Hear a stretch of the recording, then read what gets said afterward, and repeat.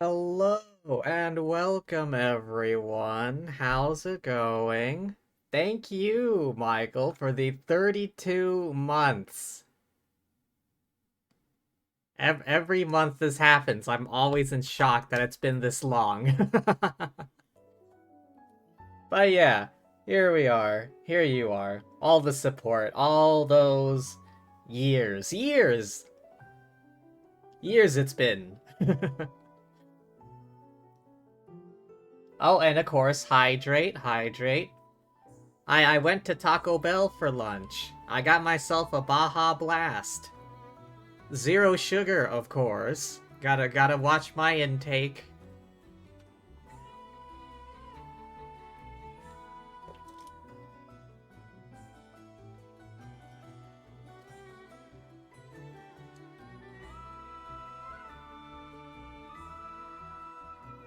You too, nice.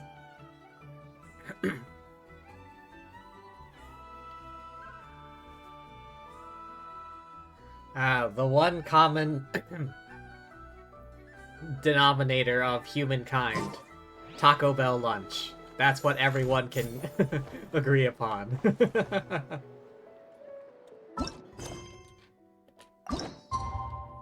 Alright. Now then, wrapping up this whole thing. It's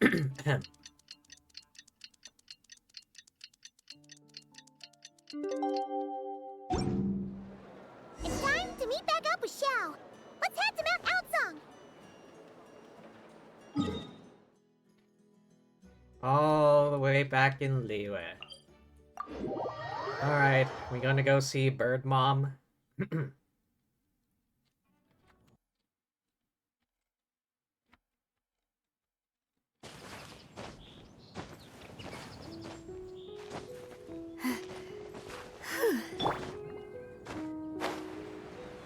I wish I had the glider for her. Mango drink then refilled with Baja Midnight. I don't know if I have that at my local Taco Bell.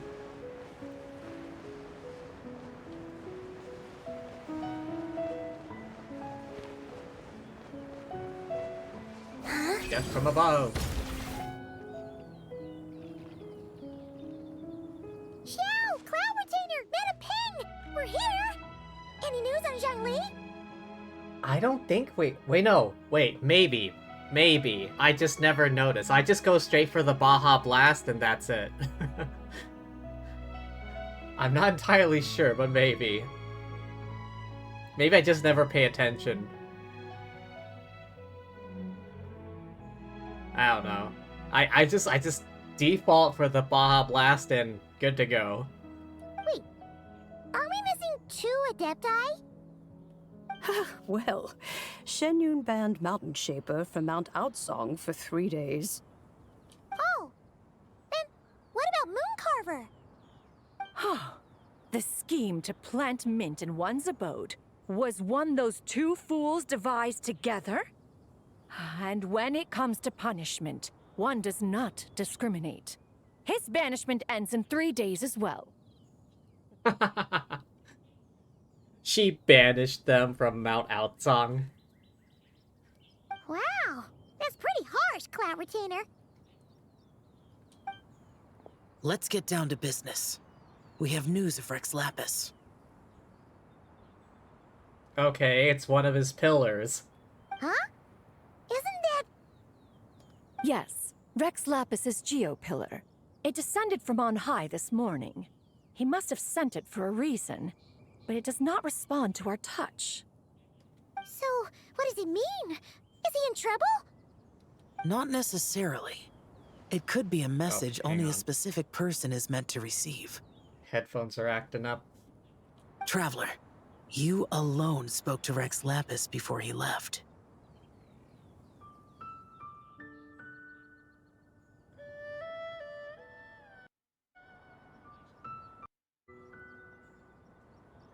Oh, there we go. Sound is back. Oh, so it must be for the Traveler. Give it a try. Touch.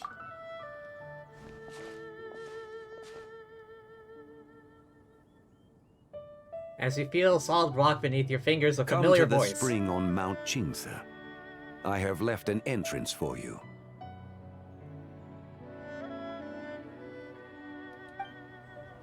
Well, Seems like he might be over at Mount Qingce. Just as one surmised, it seems that Rex Lapis will not countenance our involvement in this matter. That would not surprise me in the slightest. He's always had a soft spot for the Traveler, after all. But be that as it may, we have served Rex Lapis for millennia now. In other words, I'm sure this has nothing to do with favoritism. He's probably just trying to protect us. that's right.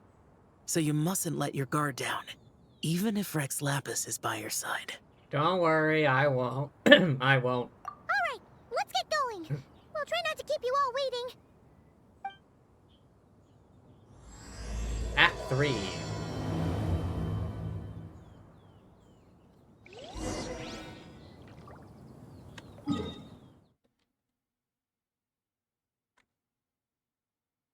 Hang on a second.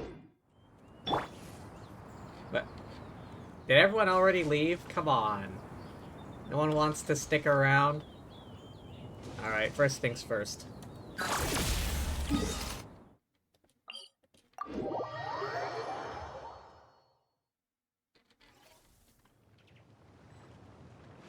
Haha! Suck it, boar. I knew that was gonna happen.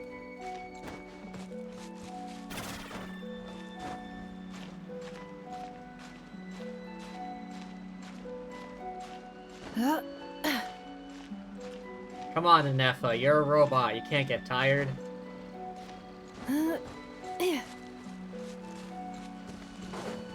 Running out of charge is a different matter. Keep your eyes peeled.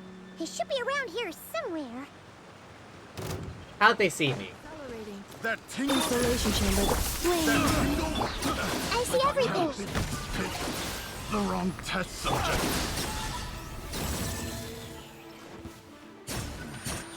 The hunter becomes the hunted.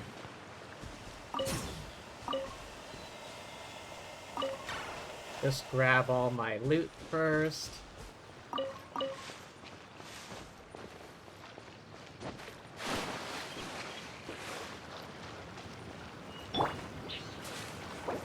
Oh.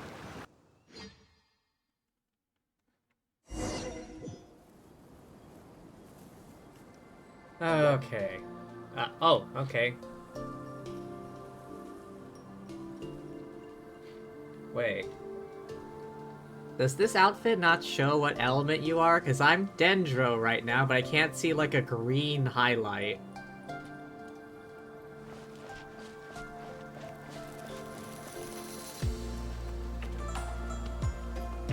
Like, the colors make it look like she's Geo or something.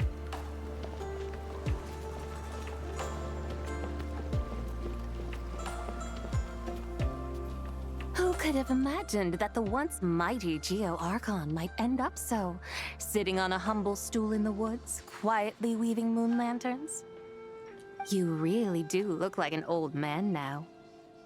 This is a Shao lantern, not a moon lantern. In ages past, when the gods waged war and the world was in turmoil, these lanterns were lit to guide fallen warriors back to their homes.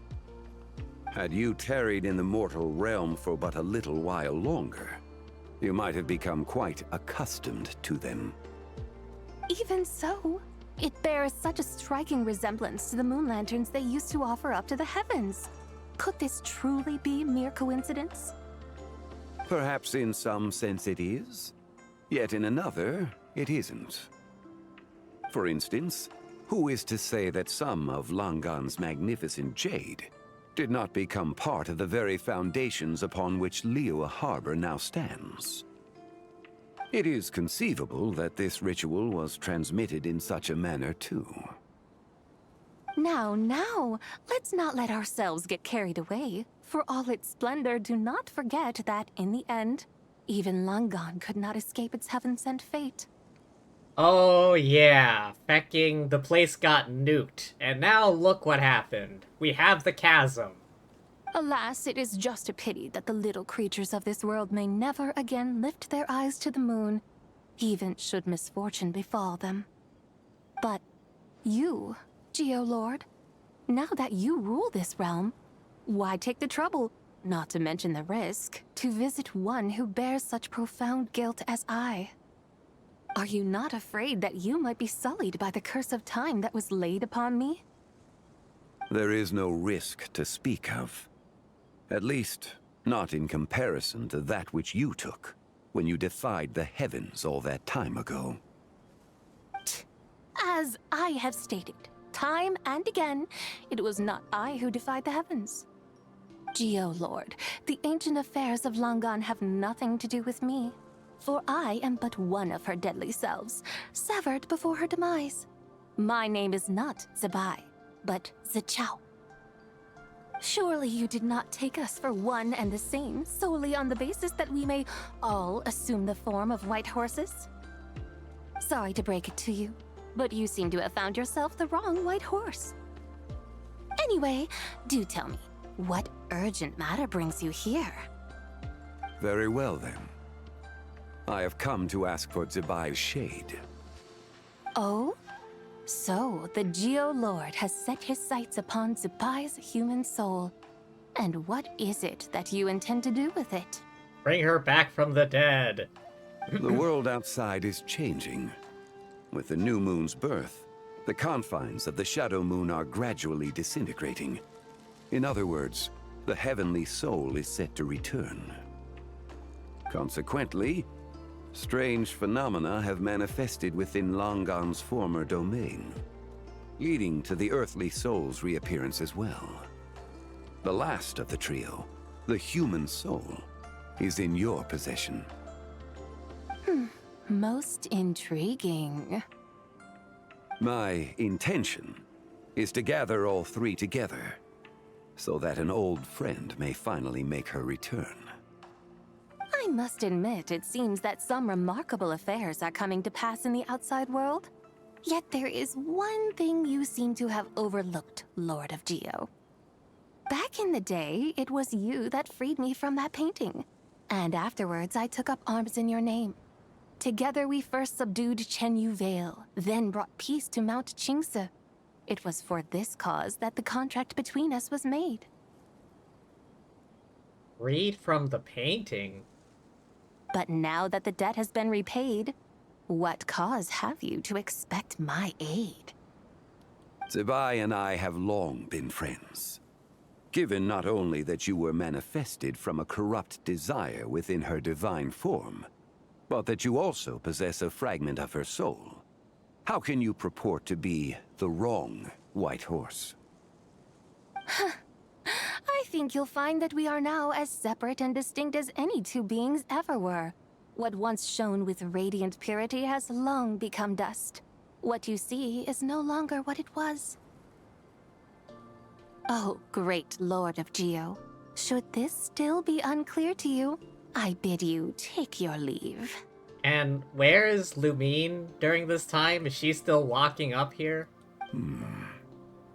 It seems that the fault lies in my own lack of consideration. As you wish. I shall let this matter rest. Wait! One moment, if you will. Should this not be your opportunity to propose a new contract? The part where you make me an offer I simply couldn't refuse? Even those puny mortals know how to haggle when striking their bargains. Should you, the famed god of contracts, not likewise strive for success through negotiation? Come now, enough with the posturing. It's time to name your price. Very well. I had, in truth, prepared a new contract for your consideration. I knew you would not come before me unprepared. Yet, you should know that I want for nothing, for I live in the mountains, carefree and untroubled. Occasionally, I even find sport in teasing the mortals who stumble into my presence. Then why persist in telling them those ancient stories? I speak of what transpired before the sky collapsed and the earth sank into itself. That is merely my way of passing the time. And what of it? Would any believe, much less remember, the ramblings of a mountain hermit? Those tales have long since spread throughout the mortal realm. Who? Should my words prove insufficient, I invite you to see the world for yourself. To this end, I have found you a pair of trusty guides. The Lantern Rite is presently underway in Liyue, and should prove quite intriguing for you. So this, then, is the contract you have prepared for me? Indeed it is. Think of it as a contract for a one-day festive excursion. Surely you do not hope to offer this in exchange for Tsubai's shade. The foundation of my very existence for a little excursion seems a little steep, wouldn't you say? Why not see for yourself? You can always decide afterwards. The final determination, of course, shall rest with you. Is that so? Then perhaps this deal might not be entirely off the table after all. Where then are these guides of which you speak? Oh. So they were just walking up here. Hey, it's Zhangli! Oh, we've been looking for you everywhere. We thought you might have gone missing. And this is... You're here. So these are my guides. Well, well. They certainly look the part, I'll give you that. Guides? Oh, you poor innocent little creatures. The benevolent Lord of Geo has soaked you to me, which means that for the rest of this day, you belong to me.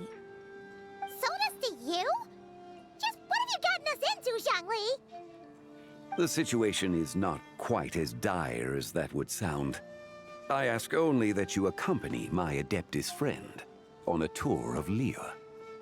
And you'll help us after that? I would suspect that depends on how well you entertain me. Entertain you? Where would you like us to take you? Let us start with this Liyue harbor of which I have heard so much. Nowhere is quite so fascinating as a place teeming with little mortals. How come this Adeptus sounds so different from what Paimon imagined? Let's just play this by ear. Okay, we'll take care of it. Get ready to find out why they call Paimon the best travel guide in all of Tibet. I think only you call yourself that. Look!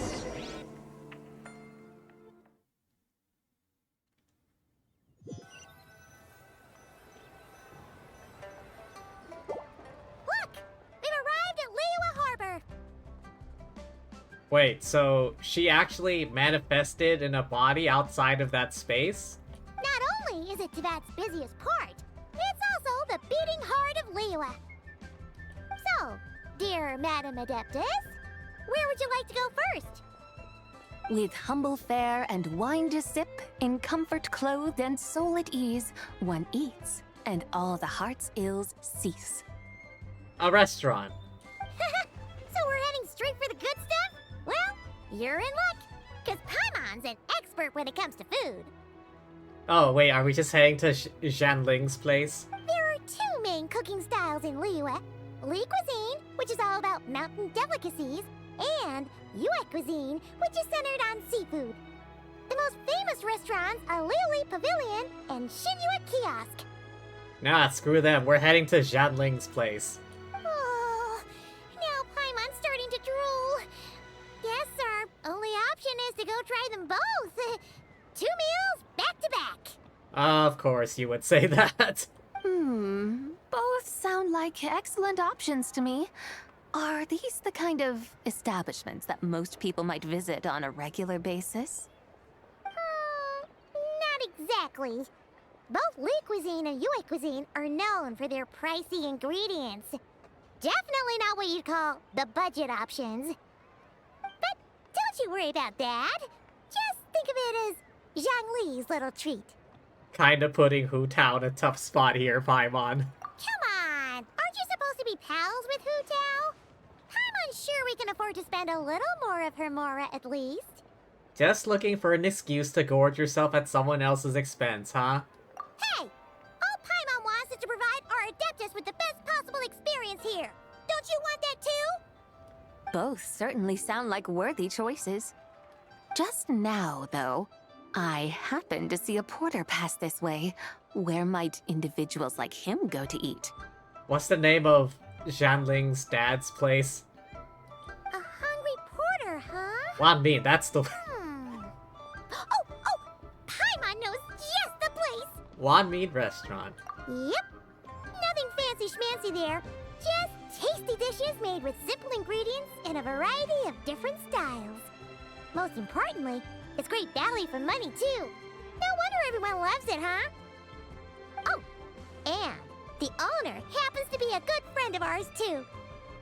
One mean restaurant. Yes, even the name itself feels lively and down to earth. All right, let's make it our first stop. Yippee! That's a great choice, too. Alrighty, let's head over there right away. Paimon can't wait to dig in. Wamin Restaurant, here we come. Ah, Paimon, the ever hungry.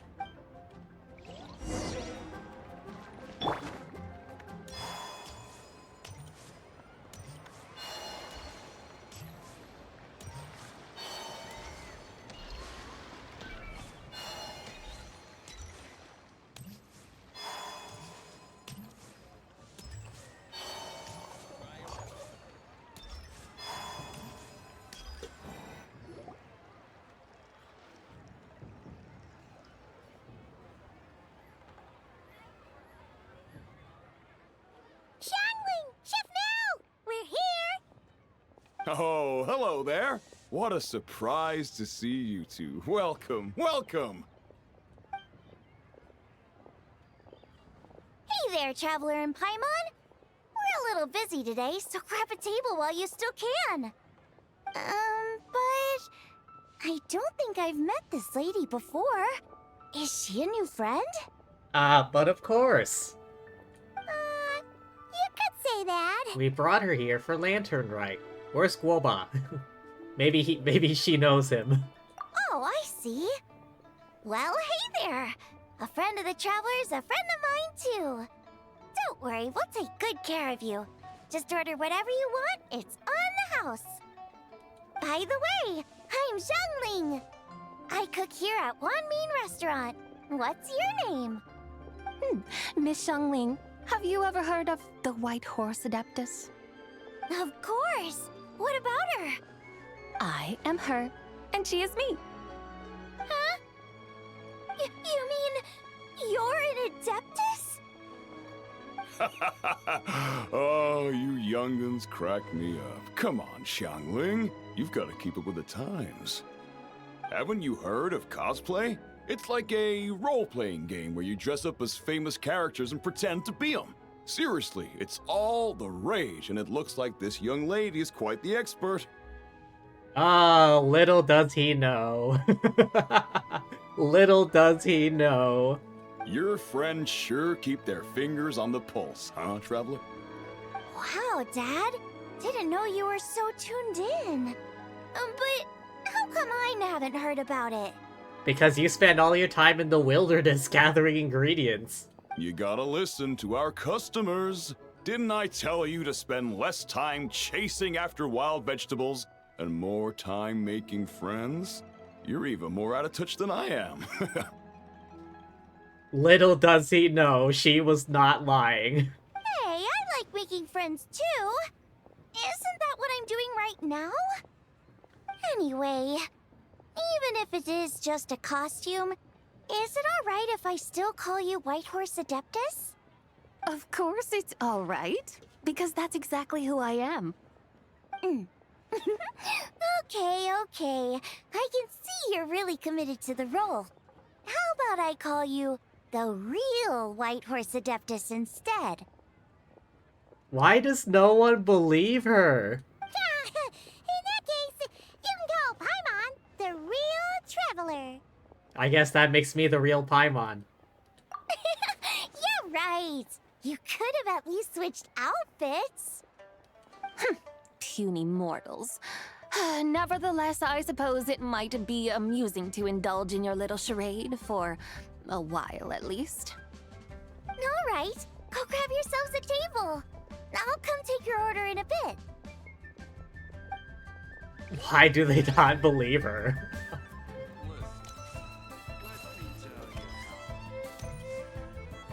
Wow. Oh.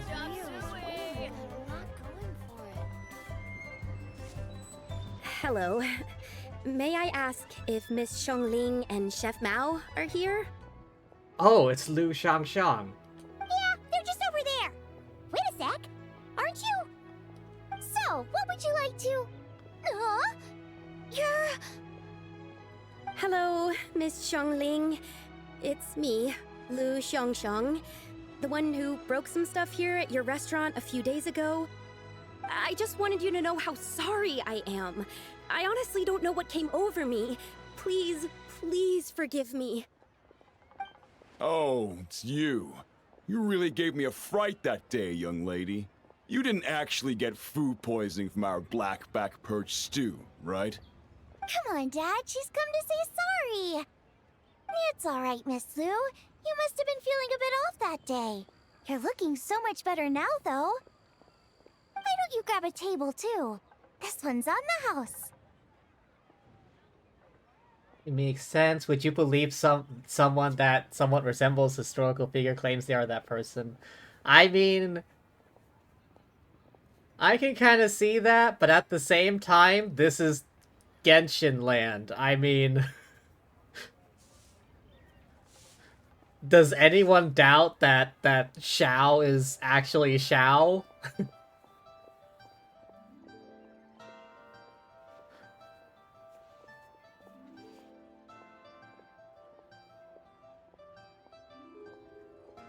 I mean, people can live for very, very long times in this world. Like, it's not the strangest thing.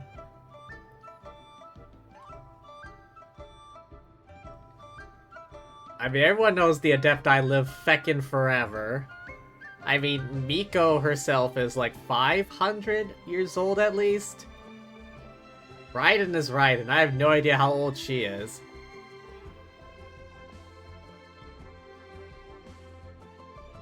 I mean, it's not the craziest thing that happened.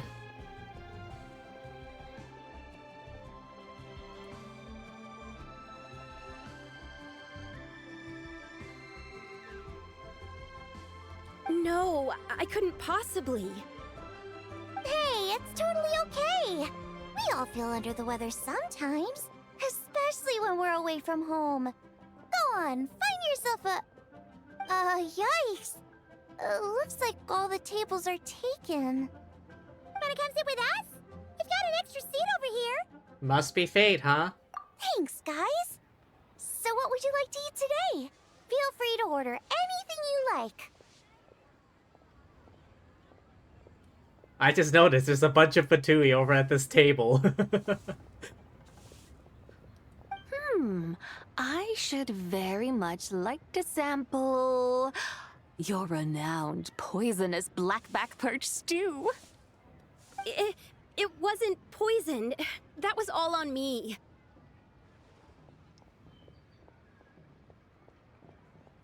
Forgets she's supposed to be dead, / another realm or something, hasn't been seen over 500,000 of years. I guess. So that's one portion of blackback perch stew. How about you guys? Paimon wants... Since it's on the house, why don't you choose for us? Sure thing. Looks like Paimon's having trouble making up her mind. Anyway, I guarantee you'll love it. Let me think. Well, since the blackback perch stew is on the spicier side, I guess it makes sense to balance it out with a serving of stir-fried shrimp. And since it's Lantern Rite season, you better try out the triple-layered consommé and come and get it too! Those are our seasonal specialties. As for the carbs, since we've got a full table, how about some right at home? Along with our special chili mince cornbread buns. Trust me, you won't be disappointed. I don't think I have that recipe, if it exists. Then for dessert, I'll whip you up some Lucky Snow Delight. I just came up with it a few days ago, and I can't wait for you to try it. Wow! Sounds like quite the feast! Looks like Paimon's in luck today! Am I the only one who thinks that's way too much? Not at all. Don't worry, I know what I'm doing. And to top it all off, our star dish, Adeptus Temptation. You should know that we don't often serve this here at Wanmin Restaurant. But since this is my first time cooking for the White Horse Adeptus, I'm pulling out all the stops. Okie dokie, just sit back and relax. I'll have your dishes out in no time. Hold on. Did I just hear Miss Xiangling mention the White Horse Adeptus? You did indeed. And you're looking right at her. That's a joke, by the way. She's cosplaying. Really? They're really gonna roll with this. Oh, I see. Phew, almost believed you there for a moment. Tell me, little one, what business might you have with the White Horse Adeptus? It's a long story. Basically, a while back, I took part in an archaeological dig over at the chasm. While we were there, we discovered a number of relics. And she got possessed by a ghost. Our findings show that they date back to the era of Long Gone, an ancient nation whose people are said to have been the ancestors of some of the modern-day inhabitants of Chenyu Vale. And why might such matters concern the White Horse Adeptus? Because some of those relics not only seem to contain textual references to her, but even depictions of what she looked like. There have long been legends claiming that the White Horse Adeptus was a deity of that era, but there are plenty of other theories out there too. If I could just locate some more detailed records, I'm sure we'd be able to find out so much more. So you're into history? Well, to tell you the truth, I actually joined the archaeological team by sheer accident. But once I'd started down this path, I knew that I wanted to make something of myself. How do you accidentally join an archaeological team? Did you just put your name down on the wrong form or something? Recently, though, things seem to have taken a turn for the worse. Still can't believe I caused such a mess and even ended up hurting someone. Alright, then she got kind of beat up by Shenhe. Oh, so you're considering becoming a martial artist now instead? No, I mean, they weren't seriously hurt. It was just a few scratches, and they let it go after my mother compensated them. You know, that really wasn't your fault. Either way, my career's pretty much over. And even though both the victim and the Ministry of Civil Affairs say they won't be pursuing the matter any further, my father says he's going to punish me according to our family rules. Family rules? Yeah, he's decided to ground me. I'll have to return to Chaoying Village after Lantern Rite, and goodness knows when I'll be allowed to leave again. Wow, that's harsh. Sounds like the kind of thing only rich, super traditional parents would do. We're not exactly rich, though. All we own are a few tea fields in Chaoying Village and a guest house in Liyue Harbor.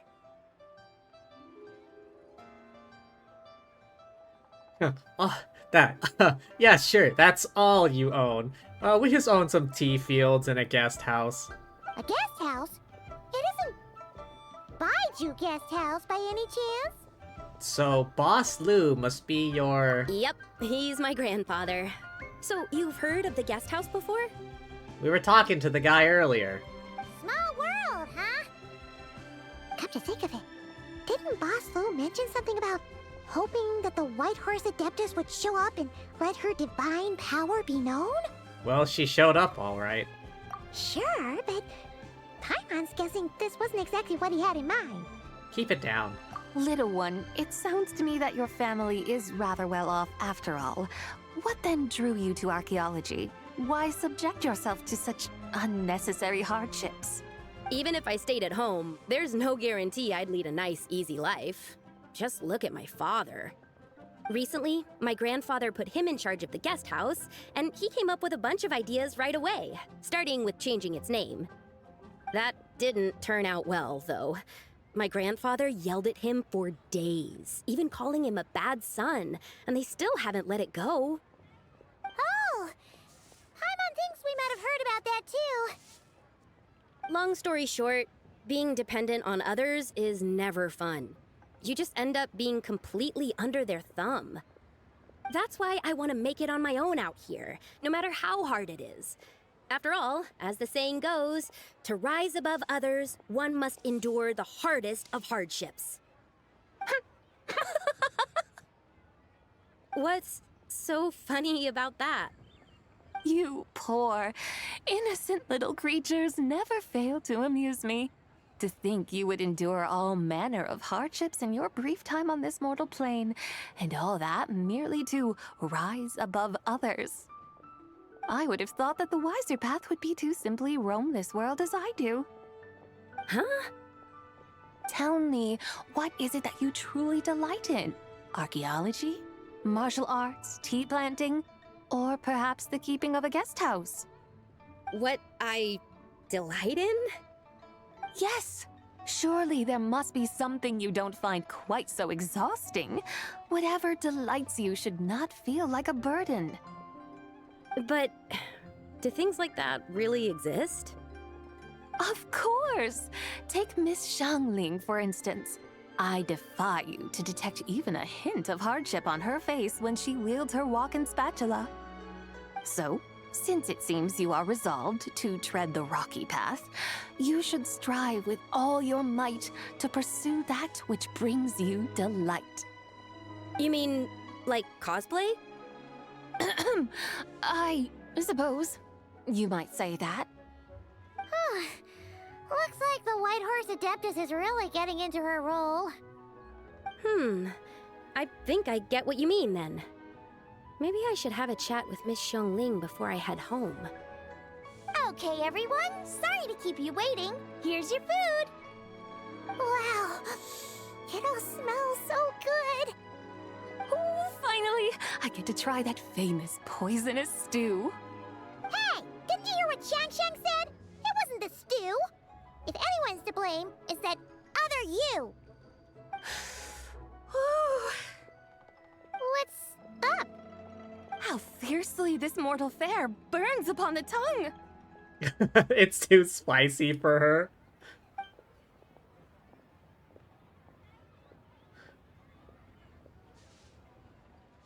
You and the others devour the food set before you. Once you're finished, the rest of you make your way onto the streets as you discuss. I'm fecking reading! Even if I wasn't reading aloud, that's going too fast. Most satisfying as poisonous stews go. So, where to now? Time, I think, to seek out some diversion? Does she still think it's supposed to be poison? No, there's plenty of entertainment options in Liyue. Paimon will tell you that. The locals like to drink tea, walk their pets, play chess, watch operas, attend storytelling performances. Oh yeah, just like the old man, listening to the storytellers still tell stories about him. Tell their fanfics about him. I find that to be incredibly funny. The god of Geo, going about just listening to people tell their fanfics about him. Storytelling performances? You know, like listening to people telling stories. They're usually based on old Liyue legends, just like their operas. Stuff like the Divine Damsel of Devastation, Through the Eyes of a Dragon, or the Sanctification of Tao Do.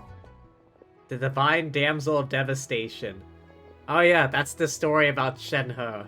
What about the story of the bright moon that sits in the sky above us? Paimon doesn't think she's heard that one. Still, the moon does come up quite a lot. It's even in the name itself. The Yue in Liyue actually means moon. Since we're on the subject, you like telling stories yourself, right? Why don't we go check it out? In that case, I'll have to trouble the two of you to lead the way. Awesome! Let's go! Third round knockout, here we come!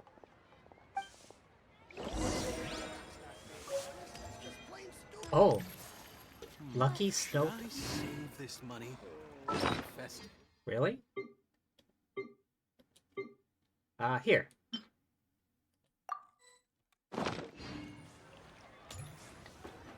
Oh hey, what do you know? Hi Yunjin.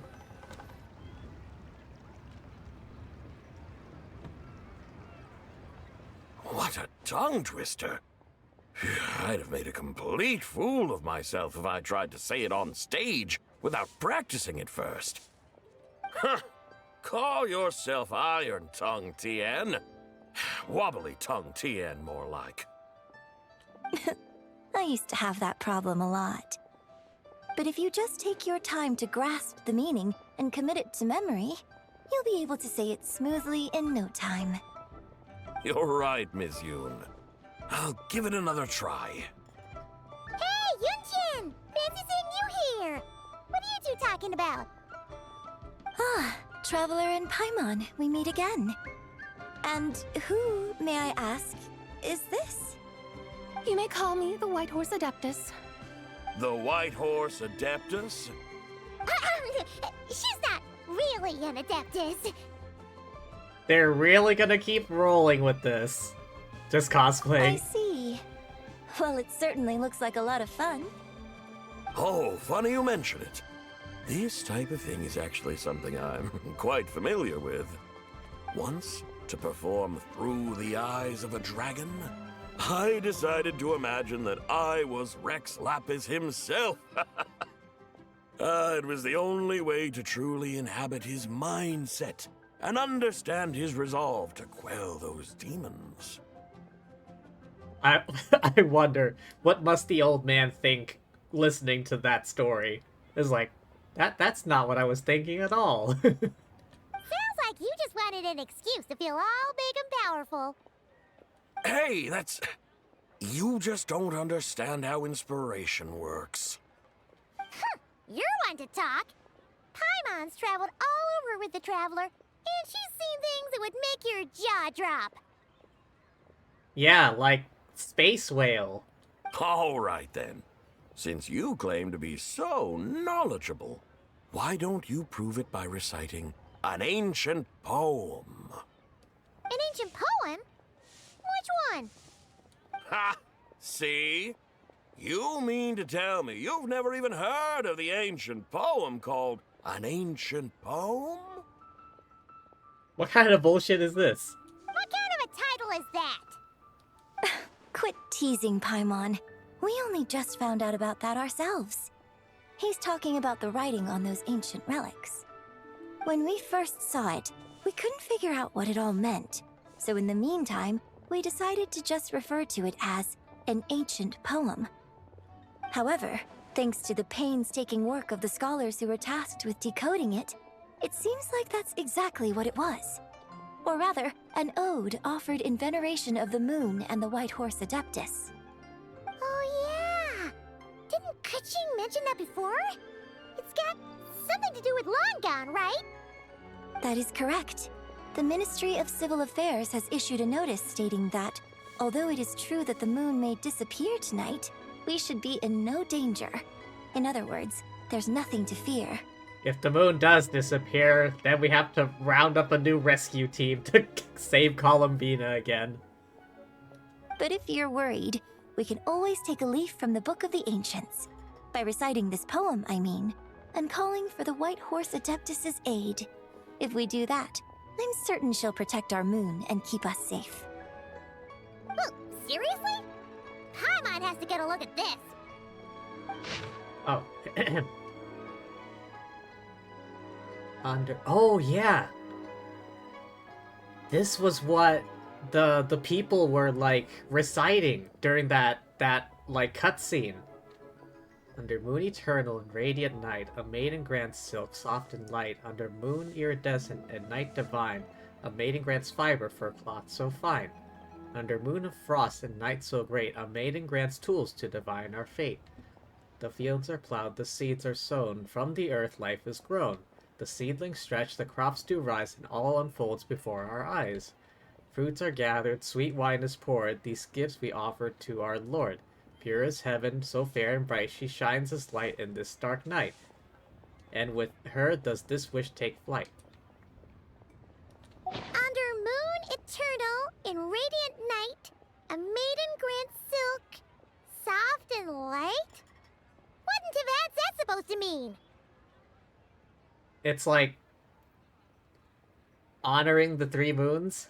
Under moon iridescent, in night divine, blah blah blah, something cloth so fine. Something about fields being plowed, something else about seeds being sown from the earth. Seriously? What is this?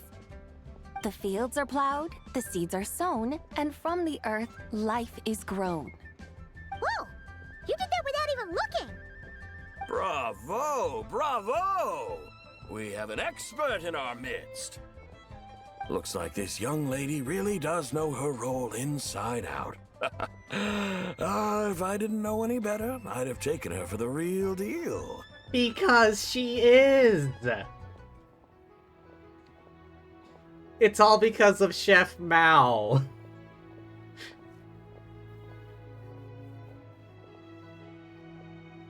That's because I am the real deal.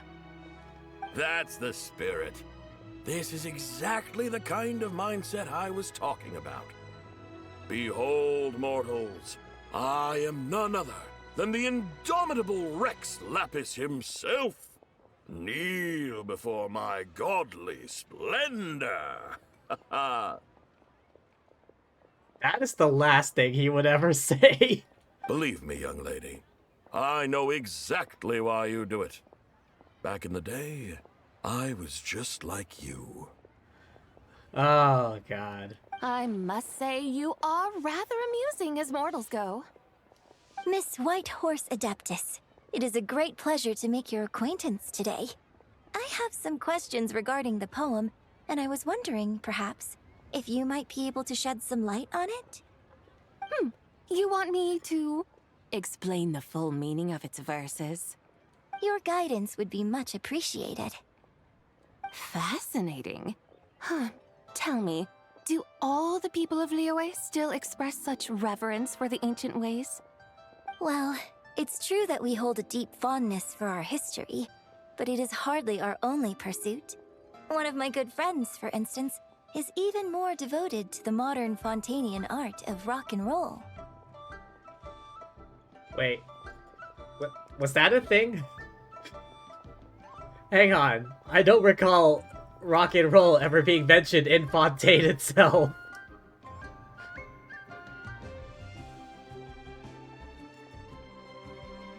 Exactly! And don't forget, great practitioners of the role-playing arts walk among us too. People like me and you, young lady. Again. If only they knew. Yes. So rather than placing too much emphasis on our reverence for the ancient ways, it might be better to say that here in Liyue, 100 passions bloom, each with a voice of its own. I see. Then, I suppose it wouldn't do any harm for me to enlighten you. In truth, it is but a simple poem of blessings. Its meaning is this. As the eternal moon rises in the night sky, a maiden adorned with lustrous jade descends upon the earth. She blesses the kudzu vines and mulberry leaves, so that they may be used to make coarse cloth that is nevertheless soft, light, and comfortable to wear. As the iridescent moon rises in the night sky, a maiden adorned with lustrous jade descends upon the earth. She blesses the kudzu vines and hemp, so that they may be used to make fine, luxurious cloth. As the frost moon rises in the night sky, a maiden adorned with lustrous jade descends upon the earth. She blesses the mugwort and artemisia, so that they may be perfect for divination. So she really did come down from the moon? She shows the people how to use the plow and spade to purge the land of weeds, till the soil, and heap up the earth to make it fertile. Then with the hoe, she teaches them to sow their grain, bestowing the promise of life upon every seed. She blesses the millet and the beans, ensuring that their stalks and vines stretch forth without end. She graces the wheat and the rice, so that their heavy heads are filled with plump, glistening grain. Sounds like she's a real pro at all this farming stuff. The fruits of the field are harvested and brewed into sacred wine for honored guests. This we reverently present to the divine maiden, with every ceremonial step flawlessly observed, so that she may witness the depth of our piety and respect. Oh, divine maiden, how can your graceful presence in the sky not seem like that of a fairy descending from the heavens? Oh, divine maiden, how does your pure and radiant form not resemble the guardian spirit of our land? I send my heart's desire, ascending to the heavens, beseeching you to grant us good fortune and blessings in the coming year. Huh? So, that's what it's supposed to mean? I find myself speechless, moved beyond the power of words to convey. Oh, young lady, you have shown me the heights to which a true role player might aspire. Again, if only he feckin' knew. A truly remarkable performance. I did not anticipate that anyone could unravel this poem with such depth and clarity, and so soon after the Ministry of Civil Affairs noticed, too. You're talking to the lady herself. I'd even begun to consider myself somewhat versed in the matter, but as they say, there's always someone more knowledgeable out there. Allow me to extend my thanks to you, Miss Whitehorse Adeptus. You are far too humble, young one. I must confess, it is I who have been surprised. Not only by you, but also by this Liyue harbor of the present day. Ah, so you're not from Liyue. And what, may I ask, has surprised you about it? Oh, it's nothing really. Just some old memories scattered here and there. Very well, my guides. I suppose it is time we set forth on the next part of our excursion. I'd like to go see that wharf now. What say the two of you? No problem. We'll take you wherever you want. Oh, leaving so soon? Before you go, allow me to introduce myself. I am Yunjin, director of the Yunhan Opera Troupe. May I ask your name in return? My own name is scarcely worth mentioning, but since you asked, perhaps I'll tell you the title of that poem instead. Huh? So, it isn't actually called an ancient poem? Well, obviously not. I mean, for the people who wrote it, or maybe she wrote it, or the people who originally recited it, it's not going to be called ancient. Of course not. Its real title is Odes of Long Zabai. Odes of Long Zabai. All right then, until we meet again. If only they knew. Wait. Can you read it again or something? Oh, yeah, you can. Oh my gosh, Calvina, this poem's about you. No, wait, it might have been the previous one. Never mind. Go to where the Ming Shao Lantern. Let's see. Can I glide from here? Looks like I can make it.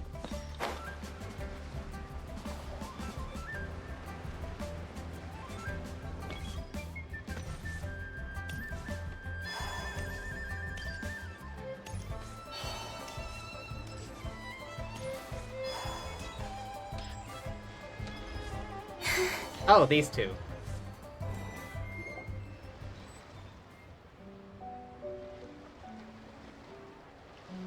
Hey, Ganyu! I almost forgot to mention. On my recent trip to Notcry, I came across something really fascinating in the Frost Moon Scion's library. I found records in their collection of another divine envoy living on the moon. A divine envoy on the moon? You don't think it could have been referring to the White Horse Adeptus too, do you?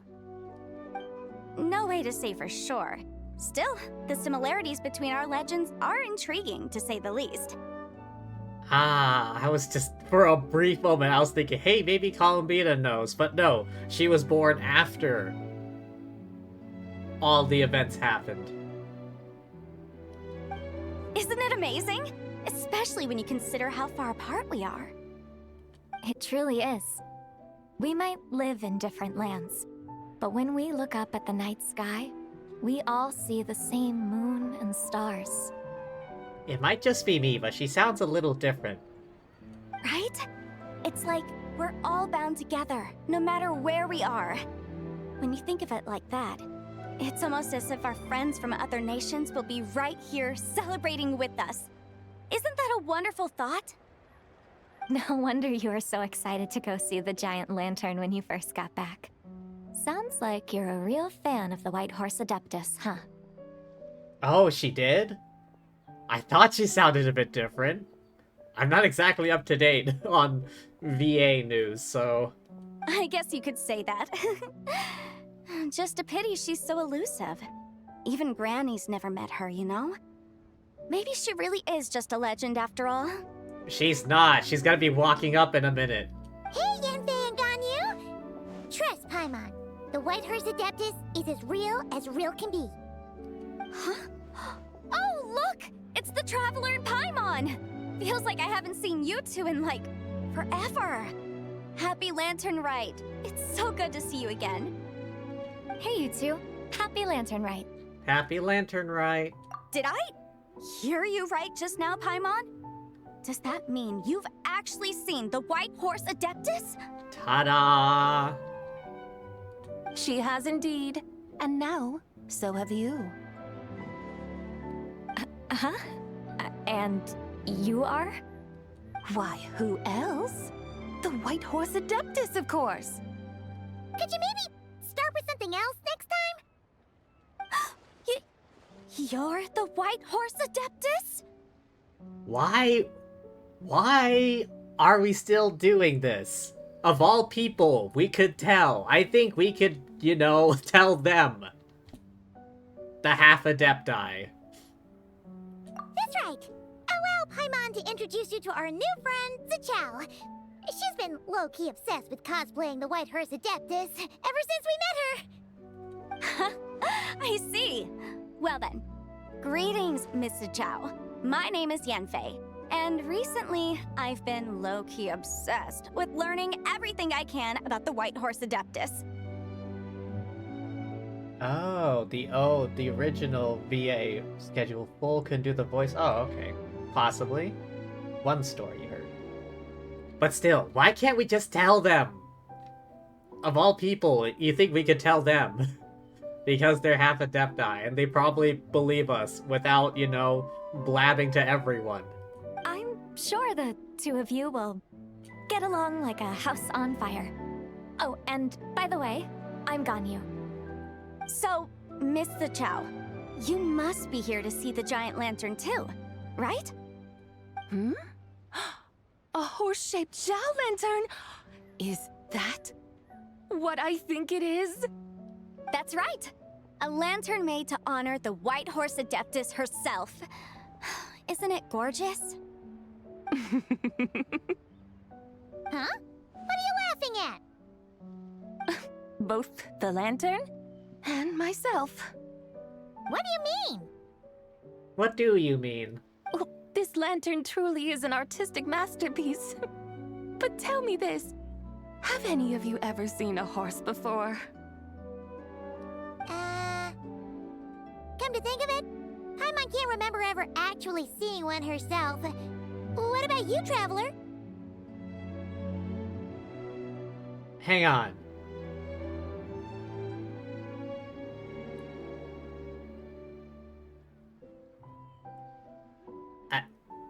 I'm struggling to think, but have we ever actually seen a horse in game?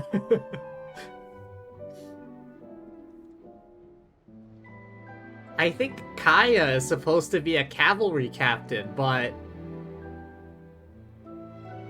have we ever seen a horse? Are there even stables?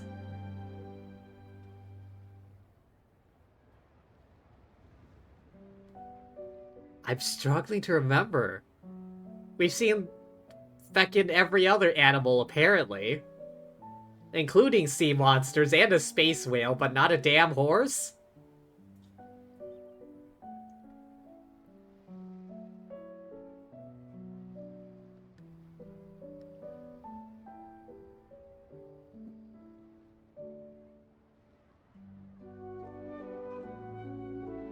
I mean, plenty of deer and stuff.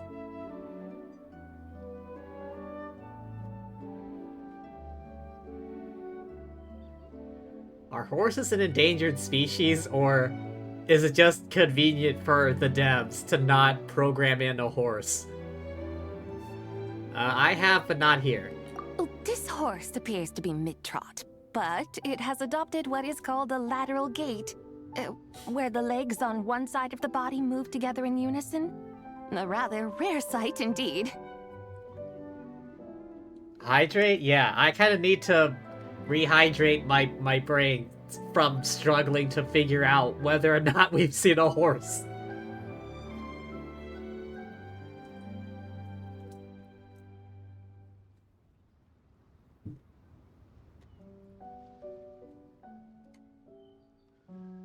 Just now, I suddenly pictured myself, I mean, the White Horse Adeptus running the same way.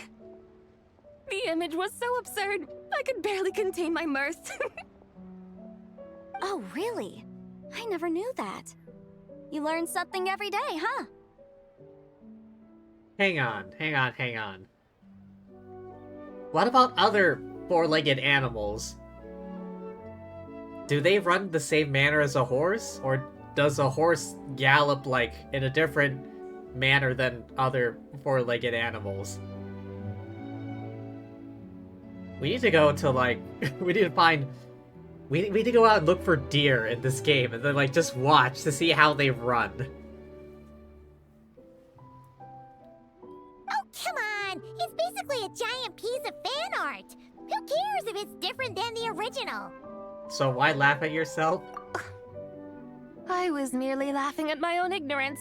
I came here thinking that the White Horse Adeptus's tale had been long forgotten. Yet here I am, gazing upon a lantern made in her honor. Well, you couldn't have been more mistaken. There are so many tales about the White Horse Adeptus, I'm starting to lose count. Just off the top of my head... Just so you know, Yanfei, we've heard it all, like, a million times before. Aha! But there's one thing I can guarantee that you haven't. Oh, and what would that be? Huh? You mean, like, a new chapter of her stories come to light? Mm-hmm. And I heard it from Ganyu just yesterday. Hey, why don't you share it with the others? Sure, no problem. Where to begin? Do you guys still remember what Liyue's Moon Chase Festival is about? Of course! It's a festival held in honor of the Stove God! She was about to say Guoba, who is the Stove God. That's right. But it took a really long time for the Stove God Festival to become what it is today. In its earliest form, it was actually an adeptal ritual known as the Moon Chase Rite. Paimon remembers Madame Ping mentioning that before, but she never explained exactly what it was. A festival all about Guoba. According to Cloud Retainer, the Moon Chase Rite was originally a ritual meant for communicating with the moon. Hey Columbina, how you doing? Communicating with the moon? But for what purpose? At first, Cloud Retainer wasn't entirely sure either, as it was always Rex Lapis who performed the ritual. Whoa! Rex Lapis did it himself? Must have been a really important ritual. God damn it, Paimon. That's right. Unfortunately, despite numerous attempts, they never actually received any response from the moon, which is why they eventually stopped performing it. Because it was fake. It's been fake all this time. Except for now. It's the real moon now. Don't worry. But then, just yesterday, Keqing took a picture of the moon being obscured by a dark hole to Cloud Retainer and asked if it had anything to do with the Moon Chase Rite. The moment Cloud Retainer saw it, it suddenly dawned on her that the rite might have been an attempt to reach the White Horse Adeptus all along. Does that mean Zhongli's been trying to bring back the White Horse Adeptus all this time? So how about that? Bet you never thought there might even be a link between the White Horse Adeptus and the Moon Chase Festival. Not exactly, or quite the revelation. I had no idea, so I'll say that. If Keqing hadn't taken that picture to Cloud Retainer, we would never have known any of this. This is probably what Keqing was referring to that day when she mentioned there were some ideas she wanted to follow up on. So, Geo Archon. All this time, you've been striving to awaken her. Huh? What do you mean, awaken? Nothing. What I truly meant to say was, this new insight you've provided has been truly eye-opening.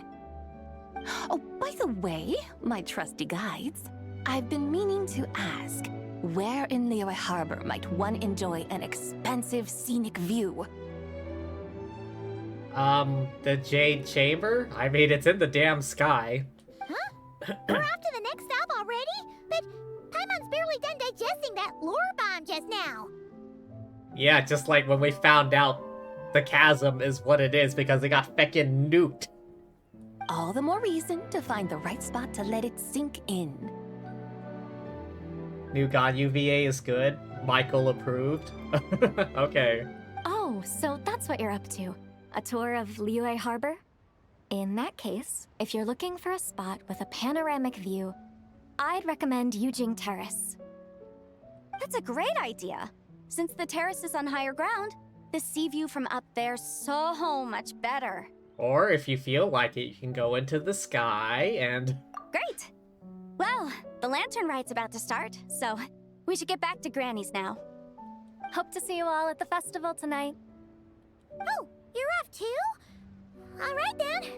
See you both soon. See you soon! You think we could have told them the truth? They would believe us. Very well, my guides. What are we waiting for? I mean, especially Ganyu. She's among the older ones. Not quite as old as Bird Mom, but yeah. Okay, you're the boss. Eugene Terrace it is. After all, the customer's always right. Hold on a second. Something else you needed to do? Let's take a photo here in front of the lantern. Oh, Paimon likes that idea. And what, may I ask, is a photo? It's this awesome invention that lets you record moments in the blink of an eye. Except, you've gotta try not to actually blink. Oh? What must I do in preparation then? Hold still. Nothing. All you gotta do is choose a pose. The Traveler will handle everything else. Photographer extraordinaire over here. Come on, let's give it a try.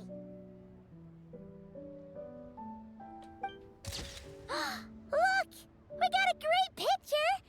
Paimon's gonna call it The White Horse Adeptus Meets the White Horse Adeptus in Liyue Harbor. Do we get a copy of this photo? But just in case.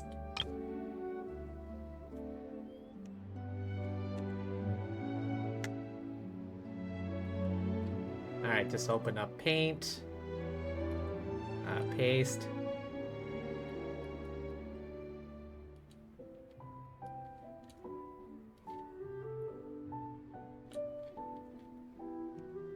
And there we go.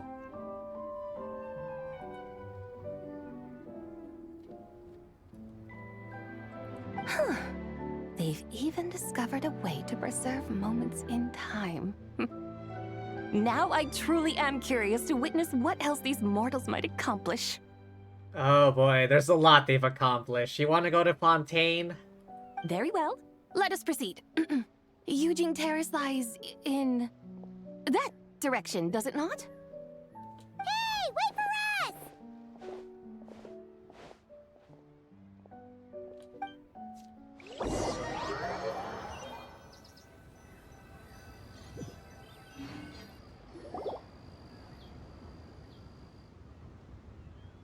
Truly a marvelous view if ever there was one. It seems the charm of this Liyue Harbor is only heightened by the sun's dying light. Isn't that Guyun Stone Forest? I swear, that's fucking Inazuma over there. You can see the damn shrine and the light coming from it. This world feels too small sometimes.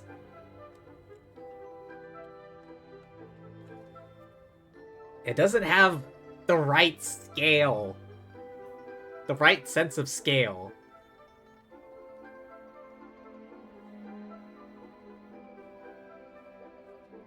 You can see your house from there. I mean, this doesn't feel right that you can see Inazuma from Eugene Terrace. Just get a damn telescope and be like, okay, what's the Rhine Shogun up to today? And soon, people will start releasing their Xiao lanterns to mark the most important day of the year. Practically everyone will be with their friends and family, eating a big meal, chatting, and even setting off fireworks. Trust Paimon, it'll look even more amazing then. What do you say? Want to stay to see that?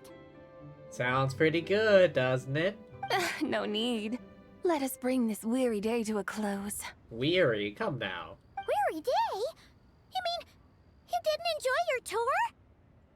I had imagined you would arrange for me to witness some grand spectacle. Perhaps the descent of divine beings, the manifestation of the sacred before mortal eyes, or the appearance of a selfless hero come to aid the helpless and downtrodden. Or, should that not come to pass, then at the very least, spend a little more coin. For that, it seems, is how one finds true enjoyment. Alas, but there was none of these. Instead, we merely filled our bellies, listened to tales, and gazed upon a crude imitation of my likeness. A And now crude the sun imitation. begins its descent. A crude imitation of my likeness. What a day of quiet tedium. Well, we're so sorry. If we'd known that was what you wanted, we'd have done it all differently. It's all that Zhang Li's fault for not making the customer's requirements clear. Well, it's too late now. Do you still believe I would part with that soul fragment, now so intertwined with my very being? But Quit scaring her already.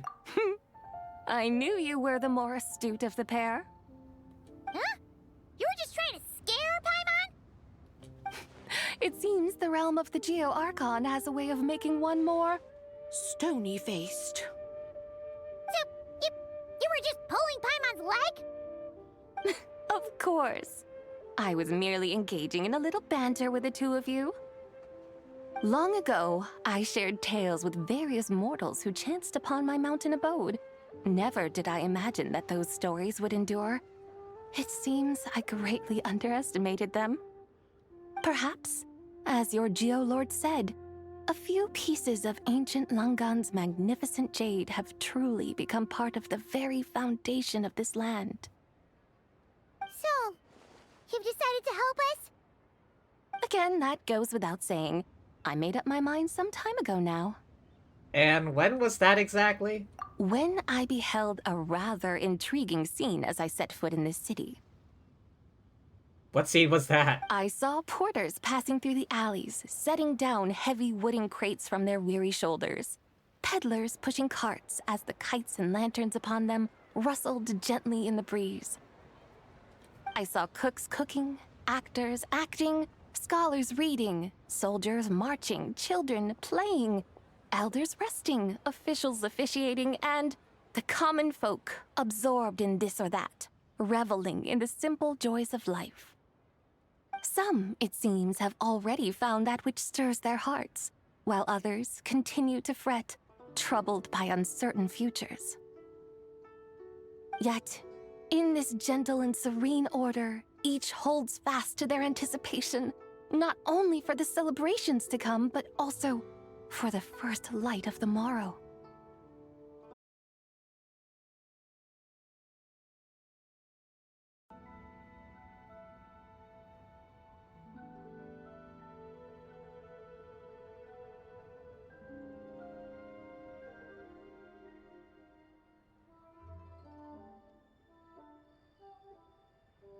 Hang on, hang on. Wait for the bitrate to stabilize.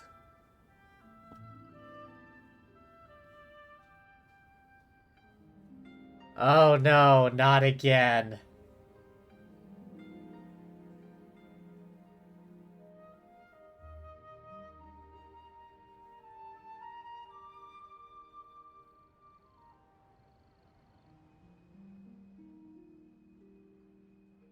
Hang on. I think it's okay now, but I'm not 100% certain.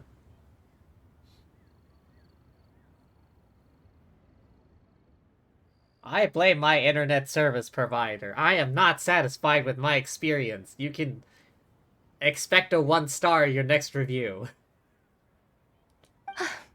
How wondrous is this mortal realm? Thank you. Thank you, Whitehorse Adeptus! Thank you so much! Adeptus, Adepti, perhaps the singular art in which we are truly proficient is that of sequestering ourselves within the high mountains. But once we leave our mountain refuge, we find ourselves drawn back to mortal ways all the same.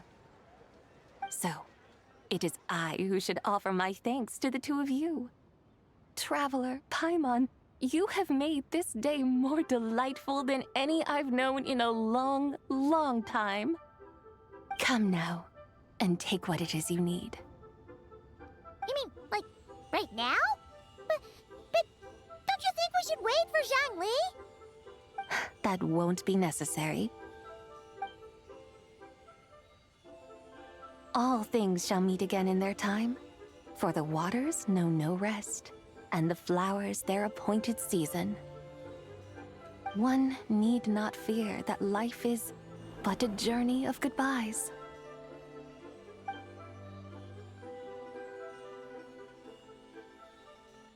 Is she gone? I guess.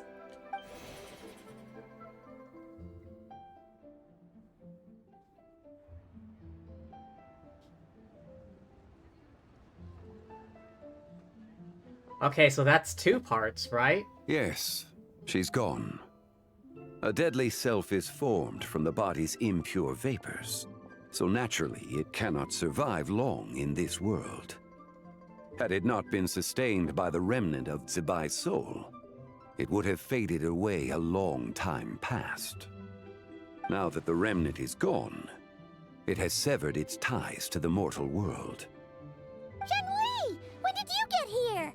He's been watching us this entire time. A while ago. Paimon would have thought you'd at least want to say goodbye. Though mountains endure, the ceaseless waters will, at last, wear away their sharp edges. Thus must I meet the marks wrought upon her by the ruler of time with great caution. Actually, you're just terrible at saying goodbye. It may be goodbye for now, but someday we will meet again. Really? And when might that be?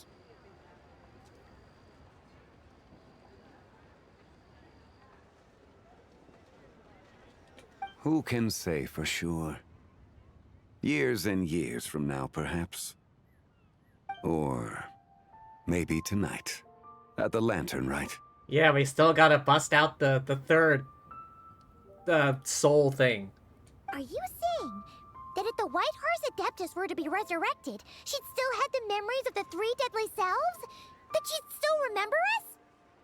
We will find out soon enough.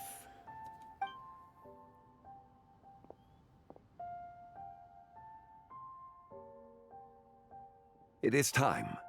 The rite is about to begin. Okay, so what's the plan now? How do we reunite the 3 soul parts? Old man? The rite is about to begin. Is the moon really gonna disappear? Got your lanterns ready, everyone? All set. Might be about time to put eyes to the sky. Wouldn't you say, Tianchuan? Look.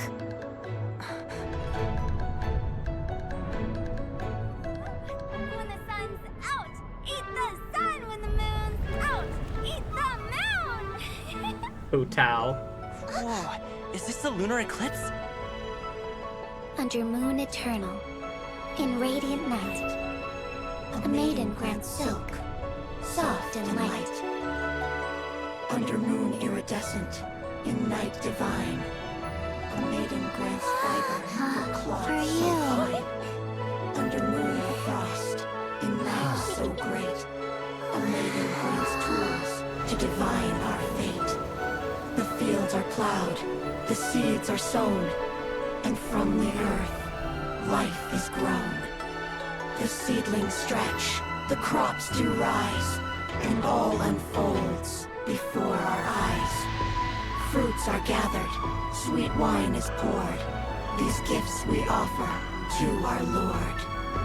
Pure is heaven, so fair and bright. She shines as light in this dark night. And with her does this, wish take flight.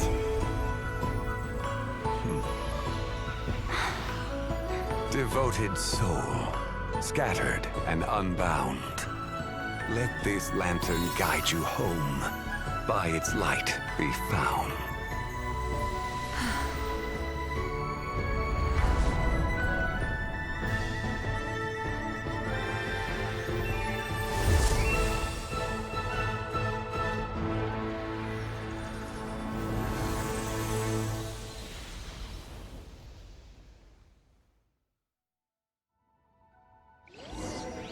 Damn. Did we do it? Do we finally get to meet the real White Horse Adeptus?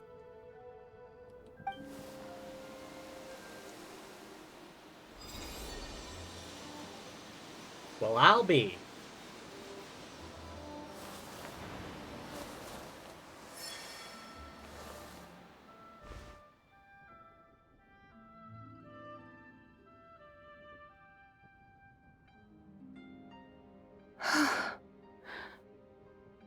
This place. Where am I? A familiar land, now known by the name of Liyue. Liyue? The peaks adorn the clouded moon. Then, who might you be? Ah, she doesn't quite remember us. No! All the time we spent together. Oh no! She seems to have lost all her memories after all. And those countless lights in the sky. What are they? These lights, each like a dwelling in glad accord, usher in this day of joyous rebirth. And whose rebirth might that be? Yours. That of my old friend, Zibai. Zibai? Yeah, that's you! Don't you remember anything at all? That's... me? Oh, yes. The envoy of the Lunar Palace. My name is Zibai, indeed. Then you must be... the Lord of Geo, Heaven's Star. Many years have passed since we last saw one another. Zibai, my friend. Welcome home. Home? But why does this place, this Liyue, feel at once so strange and yet so familiar? Do you remember who we are? Who you are? Who are you? Ah, yes, I remember now. You are that treasure-hunting damsel, the one stricken by the poisonous fish stew.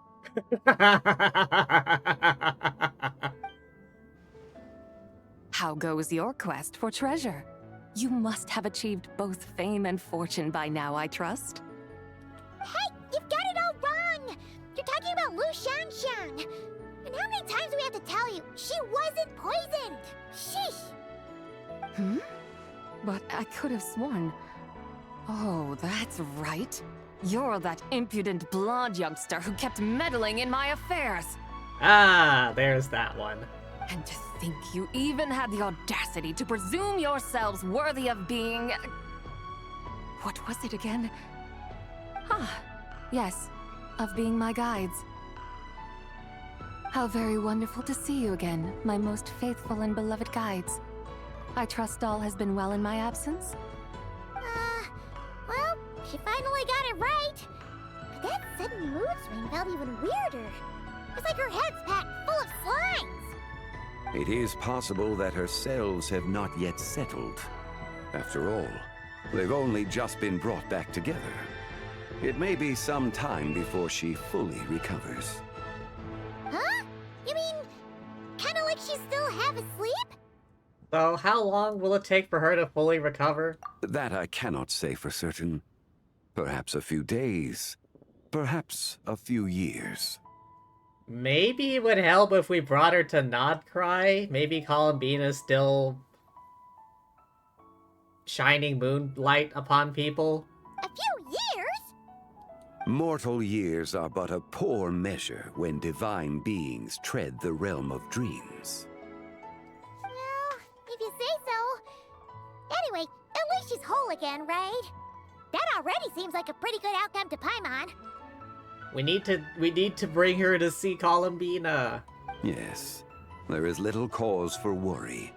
We need only wait and let time take its course. Say, what are those little creatures over there up to? Celebrating Lantern Rite, of course. And those lights up in the sky?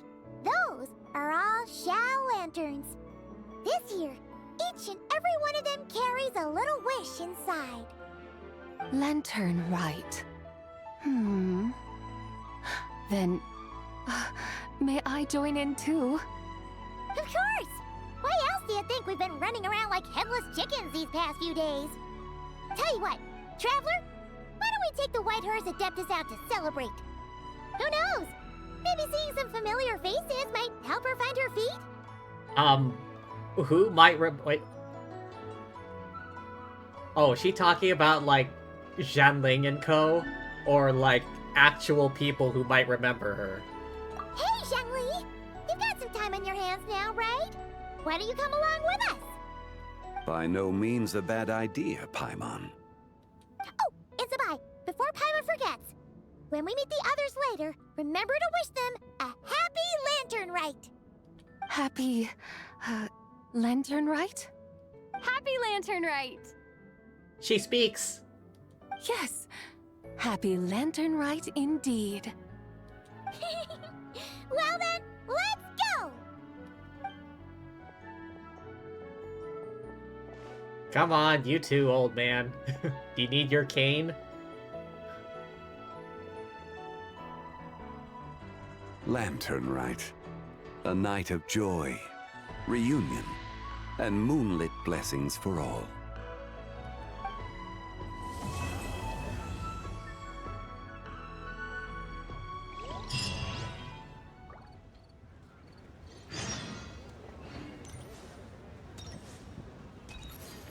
Why do people never stick around anymore? Wait until the morning of the day after.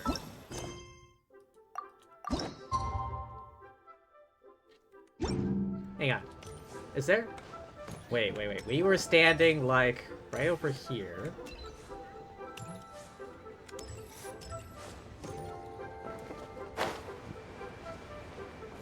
Ah, they're not standing over here anymore. What the hell? Why do people never stick around?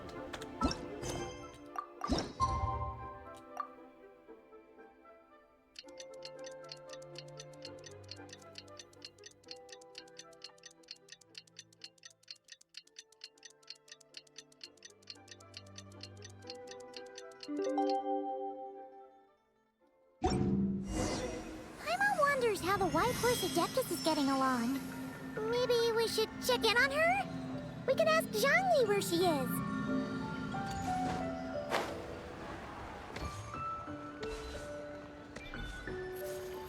Ah, just down there.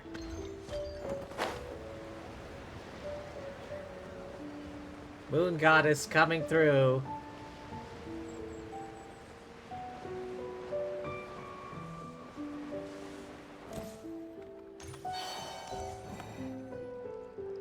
Oh, looks like Zhangli hasn't stopped by for tea today.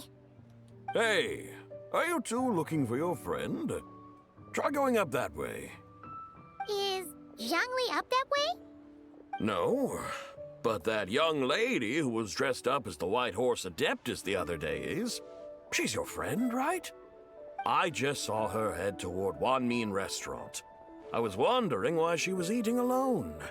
But then you two showed up hot on her heels. Ah, okay. Oh, what luck! We were just on our way to find her. But what's she doing at Wanmin Restaurant? I have no idea. I said hello, but she completely ignored me. She couldn't have forgotten who I am, right? I mean, we're kindred spirits, aren't we? Not exactly, bud. Maybe she's still half asleep, but her brain might be a little fuzzy. Oh, that makes sense. I was wondering why her eyes were so red. Oh, that's the angry one. Her eyes were red? Oh, that doesn't sound good. We need to find out what's happening. You young people, staying up all night because you think you're invincible. Look at your friend. Missing out on sleep so she can pretend to be the White Horse Adeptus. That's where that leaves you, you know. A word to your friend from someone who's older and wiser. She really needs some rest. Older and wiser, he says. Paimon won't be so certain about the older and wiser part. Yeah, what was that? Nothing, we'll pass on your message. Hurry along, then. Oh, and don't forget to come back and check out my Rex Lapis cosplay when you're done. This guy. Oh, epilogue. Okay.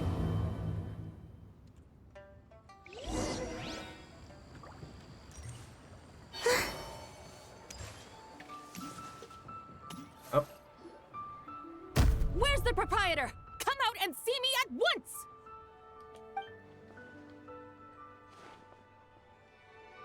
Xiangling and Chef Mao aren't here right now. What can I help you with? Oh no, please don't tell me they're gonna fight. And who might you be? My name is Shenhe. I work here at Wanmin Restaurant. Shenhe. Shenhe. Are you that crane adeptus who loves planting mint? It's been a few days. Have you improved your gardening skills? Did you manage to cover the slopes with mint? Mint? I don't know anything about mint. But I am familiar with Qingshen and glaze lilies. Oh, that's right. Didn't she eat a bunch of those growing up with Bird Mom? Ha! Already casting mint from your mind. How can a practitioner of self-cultivation be so fickle, chasing after every new plant that catches their eye? I'm not sure I get what you mean. Are you delirious from hunger? Would you like something to eat?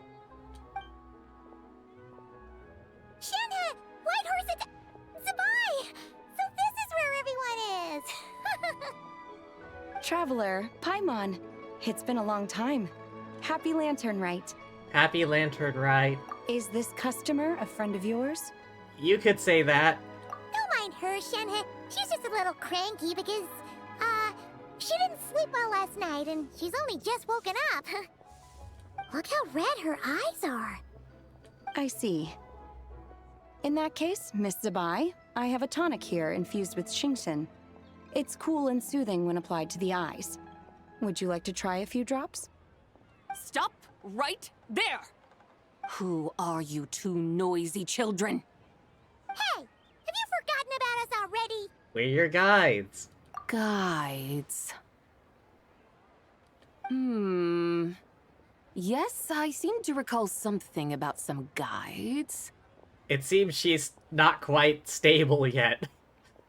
The three parts of her are still kind of, bouncing around in that head of hers. Ah, yes, now I remember. What luck! I was just looking for someone to show me the way to Elong Wharf. Huh. Is she starting to come around? Why do you want to go to Yilong Wharf? Someone requested my help in purchasing some tea leaves. I was informed they have discounted prices during the festival and that I shall get a good deal there.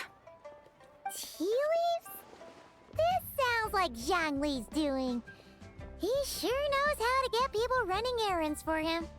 Because John Lee started buying discounted tea. Your friend Rex Zhang Li initially requested the most expensive tea, but then a young lady in a hexagram hat mentioned he'd burned through the Wangsheng Funeral Parlor's yearly expenses at an exhibition a few days ago. Hexagram. Oh, Hu Tao? Funeral parlor? Yeah, that's her. Burned through the yearly expenses. As such, he is only permitted to buy items that are discounted this month. He's really just out there burning up her money. Oh, that's his boss, Hu Tao. It's about time she realized the problem and put a stop to his spending sprees. Oh, I see. So that's why you're here. Unfortunately, Wanmin Restaurant doesn't sell tea leaves. If you're truly in need, I could gather some wild tea from the mountain slopes. You wonder if there's lore about why Mama Bird doesn't like mint? I don't necessarily think that she dislikes mint. I think it's because... What's their faces? The other two guys. They were, like... They were trying to prank her by planting a ton of mint. Even though she didn't want any on her mountain. You don't sell tea leaves? But I remember your boss, Miss Lu, saying that she owns tea fields. You really should get some rest. The person you're talking about isn't the boss of Wanmin Restaurant. She's just like you. She came here to eat. Is that so? Life really is full of surprises. What surprises? Your brain really is as gooey as a pack of slimes. Paimon can't believe Zhongli entrusted you with going all the way to Yilong Wharf and buying tea. Why don't we show you the way? That would be excellent, my dutiful guides. Ah, yes, Miss Crane. I apologize profusely for my improper behavior just now. Please forgive me. She's not the crane, but she is the crane's, apprentice slash, foster daughter. I completely understand. Master often says that the human body is like a mechanism in need of regular maintenance. When a person cannot rest at night, they are sure to become irritable and on edge. Miss Crane, you appear reasoned and compassionate on the surface, yet I sense dark forces churning within your spiritual core. Those red ropes you wear are what bind them, am I correct? Oh, you can sense that? Indeed. I also sense that with your strength, you might try undoing one or two of those bonds when training. Untie Shenhe's ropes? Wouldn't that be risky? Though the use of red ropes to bind the soul is a wondrous technique, practitioners must eventually learn to break free from external aids and look within themselves for restraint. Master has told me similar things, but I am not ready yet. Your self-cultivation has progressed far enough. Llama Bird's daughter's father, cousin's uncle's former roommate. Wait, where have I heard that exact line before? Then I will seek further guidance from my master. If you still have doubts, you can find me at the Baiju guest house. I'll be taking up residence there for a while. For now, my dutiful guides, let us be off.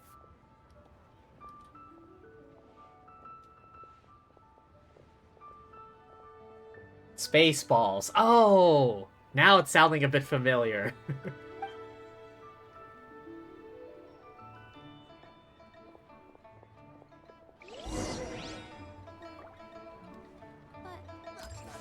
Is there anyone still here? No. Why do they never stay?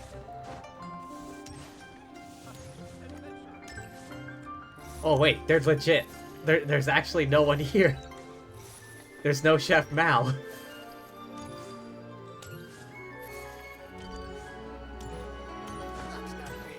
That's just plain stupid. But...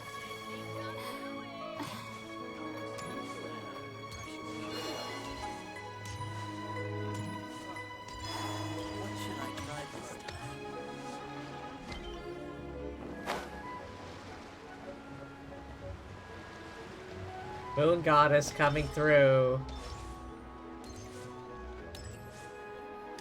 They got shit to do, I guess.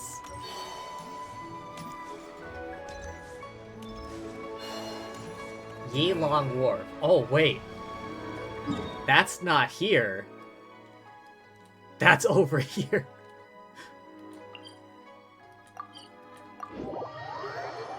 I thought I was just talking about the wharf. But no.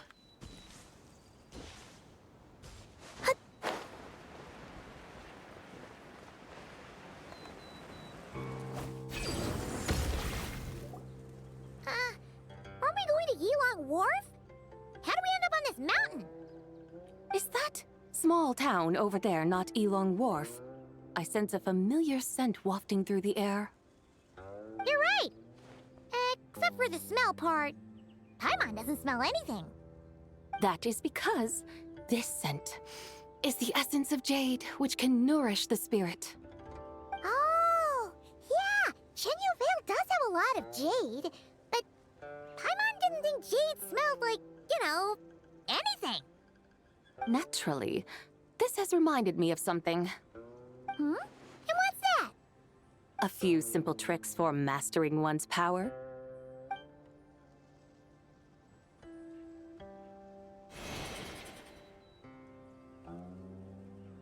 What is that thing? Oh, the cart?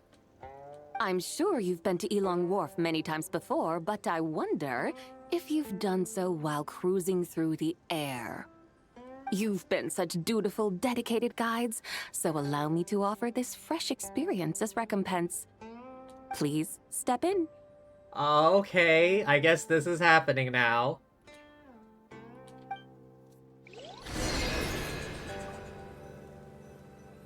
Oh. Get in the chariot.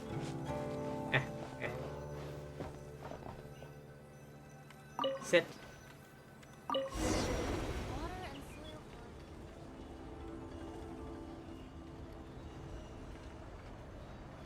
Ooh. This is amazing! Paimon feels just like an Adeptus flying through the sky. What is this thing? I created it from my memories of the chariot of the Lunar Palace. Many years have passed since I last laid eyes upon it, so there may be some discrepancies. Nonetheless, it is functionally much the same. A lunar chariot? Wow! Paimon never imagined she'd get to ride in one! So, Sabai, does that mean you used to work on the moon? Work. That's an interesting way to phrase it, though I suppose you are correct. I was once an angel, a member of a race tasked with guiding humanity. Then, graced by serendipity, I became a moon envoy. Huh? What's a moon envoy? Some kind of super important angel? As you would understand it, a moon envoy is a job title. Any angel, or non-angel, can become a moon envoy. Does that mean you're not the only one? Of course not. Though my memories are still hazy, I vaguely remember some of my colleagues. There was one who liked to take on the form of an ibis. An ibis? An ibis? Could it be... Can all moon envoys turn into animals?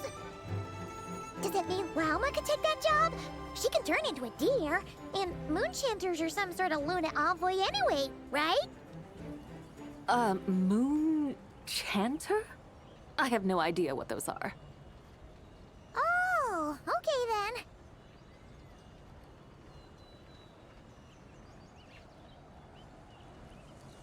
I wonder if people down there are freaking I out. think she saw a tea vendor over there.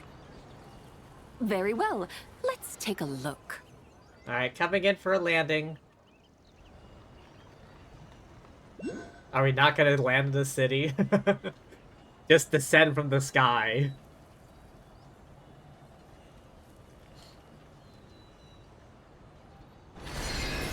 Oh.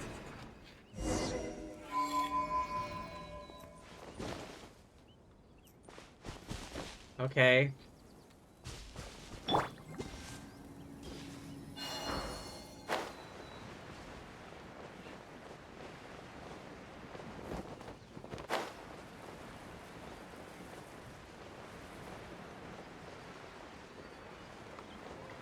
Yeah, right here, this guy. Welcome, please have a look around. We only sell teas of the finest quality sourced directly from Chaoying Village. Right now we're offering a special discount for Lantern Rite. Look over there! Discounted tea!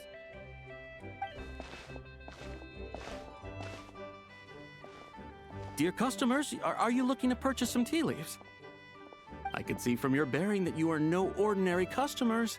My humble shop has some exquisite teas that should satisfy your more refined tastes.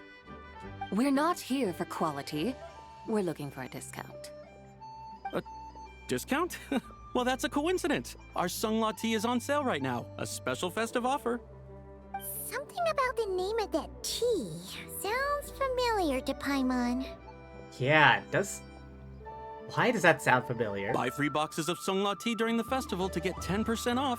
Buy 4, get 20% off. Buy 10, but... Buy 10 boxes, get 50% off? That's right. 10 boxes at half price. Have you been to our shop before by any chance? Wait a minute, now I know why this sounds familiar. Cloud Retainer, in her human form, I think she was made the same offer. Oh, definitely heard this spiel before. 3, 4, 10, 10, 20, 50. Oh, the eyes.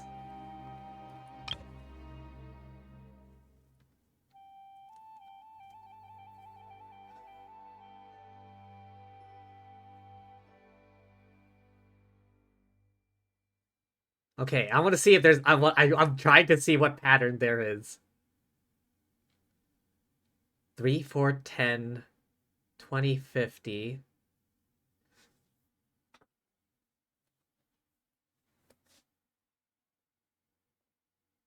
I'm not seeing a pattern. 3, 4, 10, 20, 50.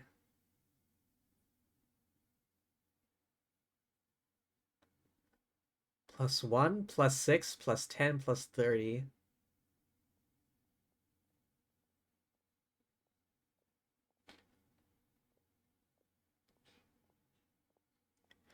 Hang on, I can figure this out. The first time was a bit more obvious. It was only prime numbers.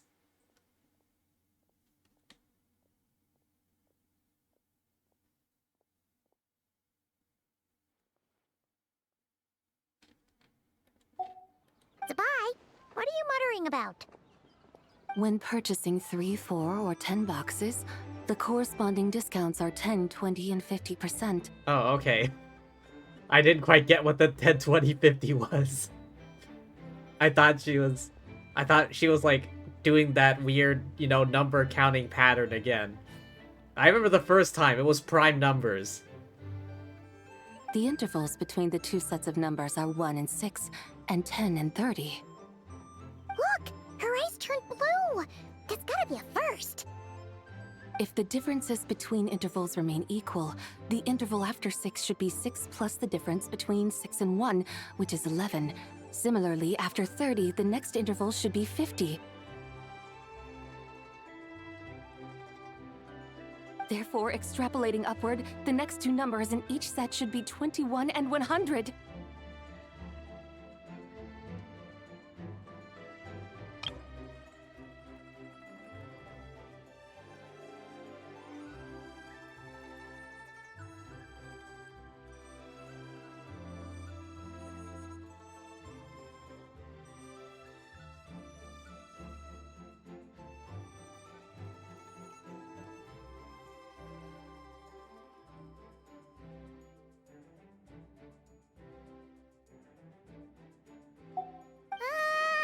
You're making Paimon's head spin! Those numbers, what do they mean? They mean that if we buy 21 boxes of Songlot tea, we should get a 100% discount! I don't think that's how that...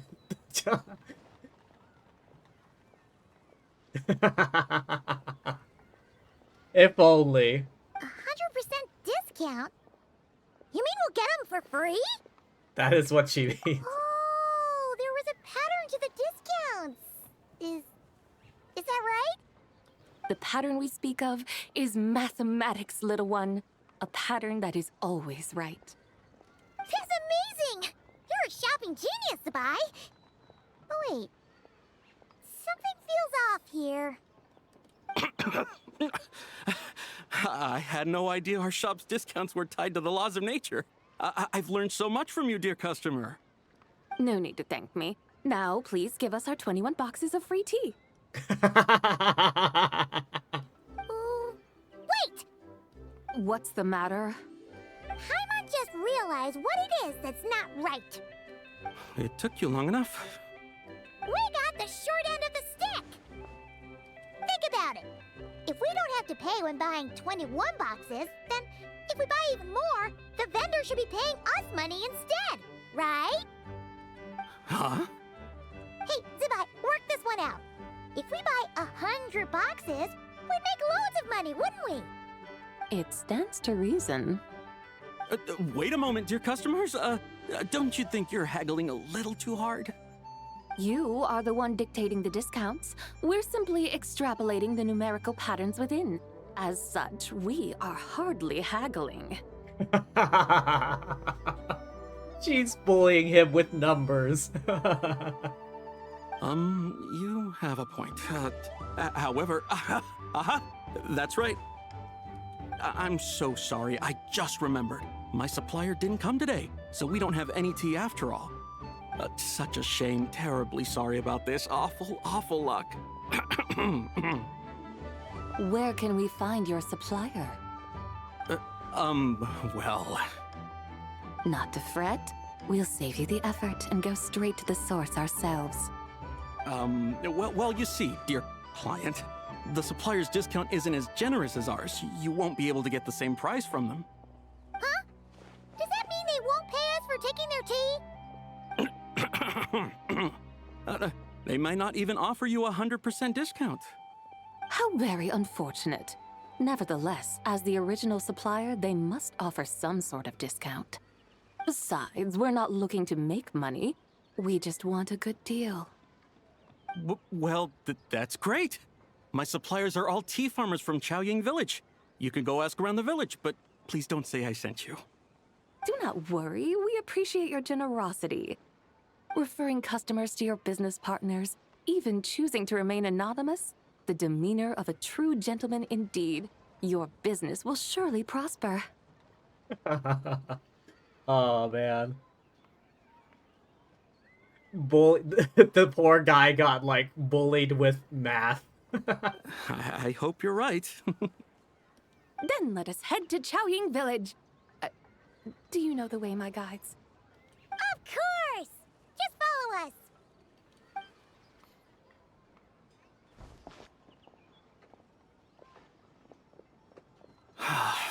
What otherworldly beings were those? Thank the heavens I managed to send them on their way. I should hurry home and pray to the White Horse Adeptus. May she bless me such that I never encounter such customers again. One who bullied you with math. Oh man, that was so good. Just watching him panic, be like, is that what the math says?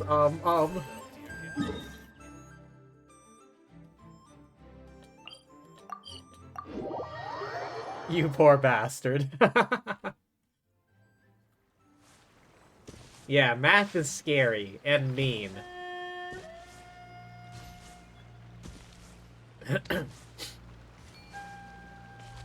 That's why there's math problems. You see? Math is not nice. Math gives you problems. Higher. Oh, up there. Come on, Columbina. You need to work on your cardio. Or strength training, rather.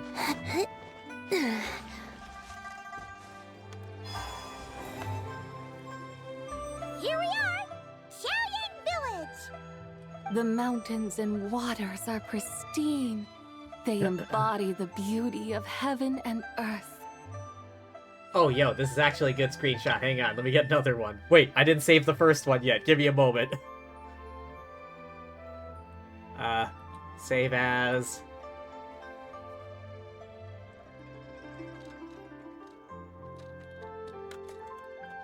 Zibai...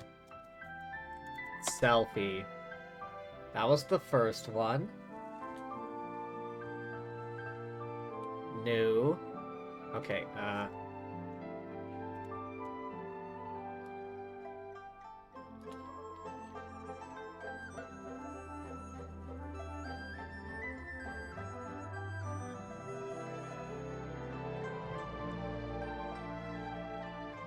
paste.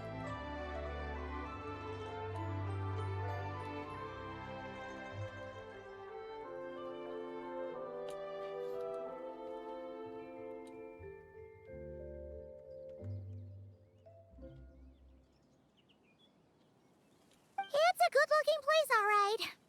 But it's hard to enjoy the scenery when Paimon can't stop thinking about all that tea-buying Mora we're missing out on. Should fate dictate, Mora will find its way to you sooner or later. Oh, okay, it's this one. Well, Morak certainly finds us often enough. He even sought us out in person this Lantern Rite. For now, let's look around and see if any tea farmers are selling their crop. We'll be able to see more clearly from up high. Let's take to the sky and enjoy the beautiful scenery while we're at it. Oh, is it back in the, Yep. Wait, I need to sit. Sit. Great.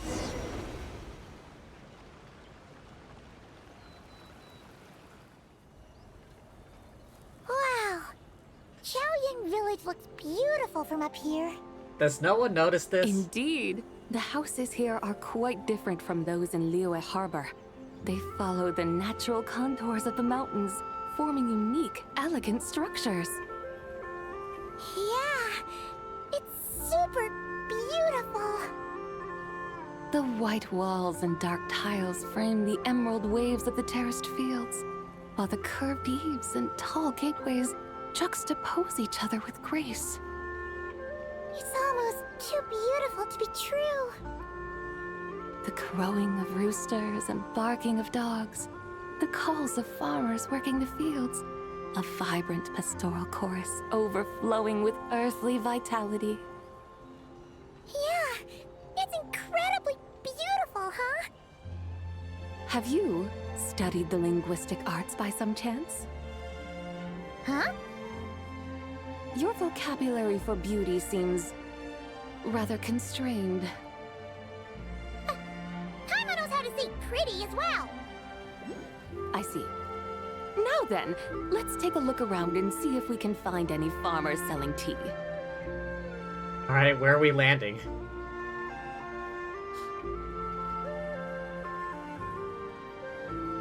Look! There's someone in that tea field! And they look kind of familiar. Wait, is that Lu Shanxiang? And who is that? Oh, you'll remember her once you see her up close.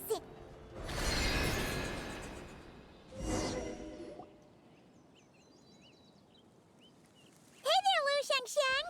It really is you! Huh?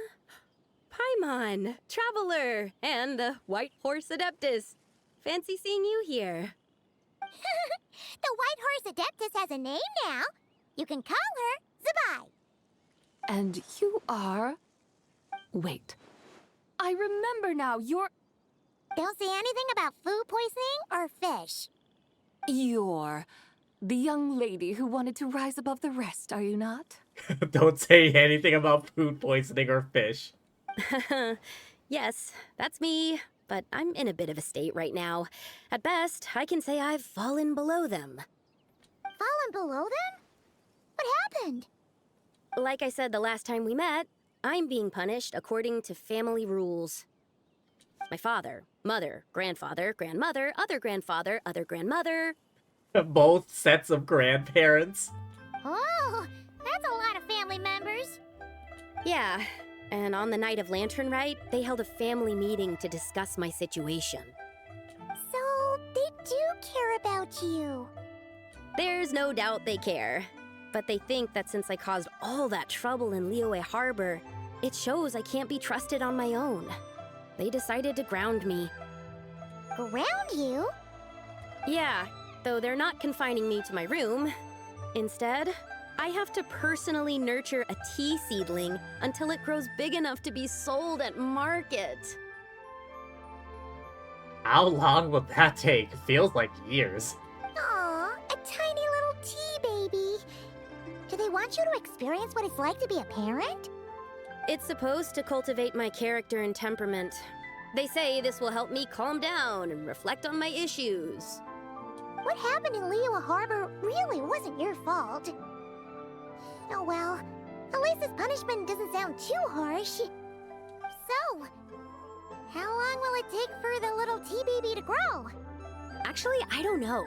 I've never grown a tea tree before. Hearing the word tree means you'll probably be here for the rest of your damn life. It usually takes 2 or 3 years. Oh, okay. Not that kind of tree. 2 or 3 years? Yes, the tea in this garden requires 2 or 3 years to mature. That long? Zabai, you're not making this up, are you? How do you know so much about growing tea? When the plants thrive and grow, that is the meaning of my name. I can tell at a glance when their season of ripening will come. Do I really have to waste 2 or 3 years here? Why is this happening to me? I'd only just found my direction in life. Did you figure out what you could do to make it on your own? Yes, during the night of Lantern Rite, I heard many people reciting poems from Long Gone in praise of the moon.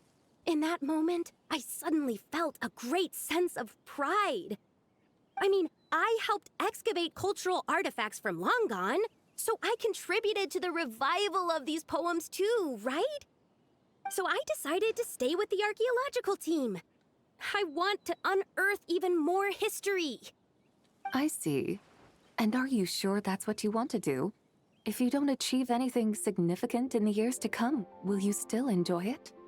Yes, because archaeology gives me that boom shakalaka feeling. That boom shakalaka feeling. Wait, did Xiangling teach you that? That's right. I was asking her for advice. She said that if something gives you that boom shakalaka feeling, then it has to be worth pursuing. I immediately thought about how, when I'm excavating in the ruins, I always feel like there's a ghost standing beside me, and not in a spooky way. That's because there actually was... there was a ghost. It did haunt you. It feels like my great-great-great-great-great-grandmother patting me on the shoulder and saying, "Keep going. You're about to rediscover some grand ancestral knowledge." That certainly sounds like a boom shakalaka sort of feeling. Right? It feels like I've made some kind of connection with my ancestors. Isn't that amazing? I mean, there actually was a ghost. Since you've made up your mind, you should give it your all. And I'd love to, but I'm still grounded. Run away, summon up a little boom shakalaka, and leave the tea garden behind. Flee this village. That might be going a bit far. You don't want to lead others astray, Zabai. You can try negotiating with your family. Yeah! Tell them about your great-great-great-great-great-grandmother. She must be the most super-duper ancestor to have ever risen above the rest, right? I'd be better off telling them about the White Horse Adeptus. After all, she's the supreme riser above the rest who saved my great-great-great-great-great-grandmother. Then it's settled. Tell your family that your decision has my blessing. Thank you, Tsubai, but I don't think cosplay is going to work on them. They won't listen. They don't need to listen. You need only follow the rules they've set out for you. What do you mean? As I'm sure you know, some ancient texts refer to the White Horse Adeptus as the Daughter of Time. My family history contains such records, but what of it?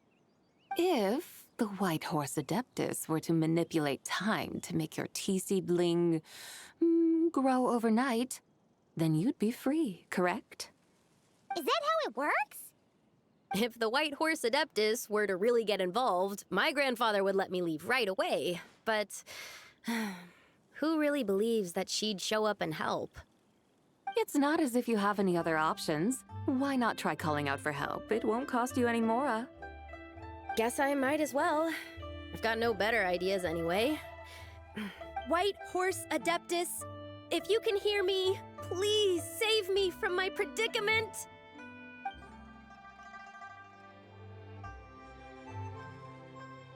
Ugh. Nothing happened, as expected. Perhaps the White Horse Adeptus has already heard your prayer. Why not come back here tomorrow and take a look? Oh, I just looked over. She brought shame to her family and Cal. By then, the seedling you planted may well have grown into a thriving tea tree. Thank you, Tsubai, for trying to comfort me. I do feel better now, kinda. But can't you really do something like that? I'm curious to find out. Oh, it's getting late. Why don't you all stay at my house tonight? My family may be strict with me, but they're always welcoming to guests. That sounds great! let's get some sleep and then come back here tomorrow to see if our tea baby has grown. You follow the young lady settle in for the night at the Liu family residence. Quiet night's sleep. In the morning, you return to the tea garden. An incredible sight awaits you. Oh, the tea tree! Whoa! Your tea baby is all grown up! Indeed, it has grown into a mature tea tree that can stand tall in the face of wind and rain. How is this possible? It must be the work of the White Horse Adeptus. Your prayer must have moved her. Are you sure? Perhaps she heard your prayer and chose to answer the call. She once saved my great-great-great-great-great-grandmother. This time, she saved me. An unknown number of greats. That's incredible! Your family must be blessed by the White Horse Adeptus. I guess so. I need to tell everyone the news right away. They should unground you now, right? They'd better. Since this is the will of the White Horse Adeptus, I don't see how they could object. Go, and if you run into any more trouble, call out to the White Horse Adeptus just like yesterday. Thank you so much. Paimon really thought you were going to use Adeptal energy to make the tea baby grow, Zabai. When an Adeptus exerts effort, consuming their energy, is that not using Adeptal energy?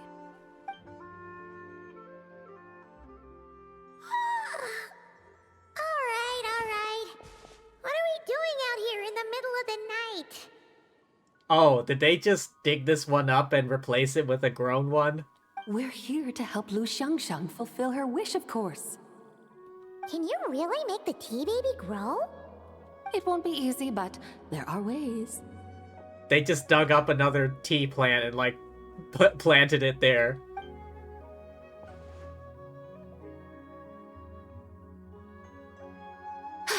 There, it's grown. Hey! You just transplanted a tea tree from over there!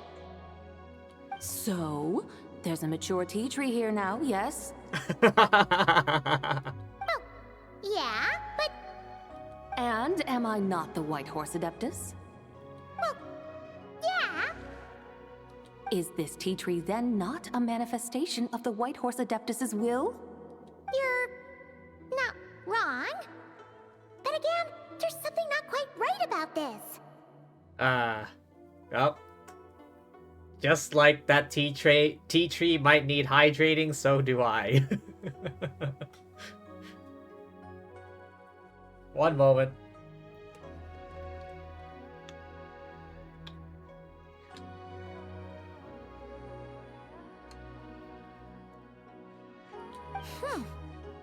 Maybe this will become another mystical Adepti tale recorded in their family history. That would be marvelous. Paimon thinks so too. Hey, Traveler! Sabai seems to be doing much better now, don't you think? Maybe being outside is good for her. Oh! Paimon bets that's why Zhongli chose to send her on this errand. Why don't we continue showing her around Liyue? That's a great idea! We've already shown her Liyue Harbor, Yulong Wharf, and Xiaoying Village. How about we head to Qingce Village next? I still say we should take her to Nodcry to meet Columbina. Qingce, that name sounds familiar. The scenery there is really pretty, too. It's the perfect sightseeing spot. How about we show you around? I must say, I have been mightily impressed by the mountains and waters of Liyue. Please lead the way, my dutiful guides. Alright, let's go!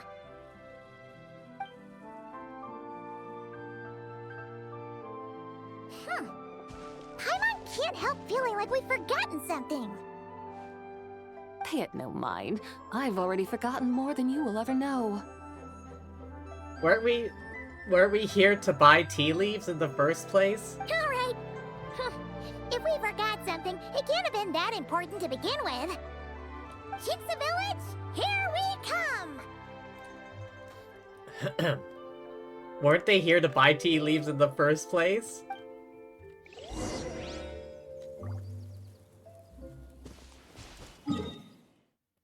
Alright, Chinks the village. Let's go here, then lock in.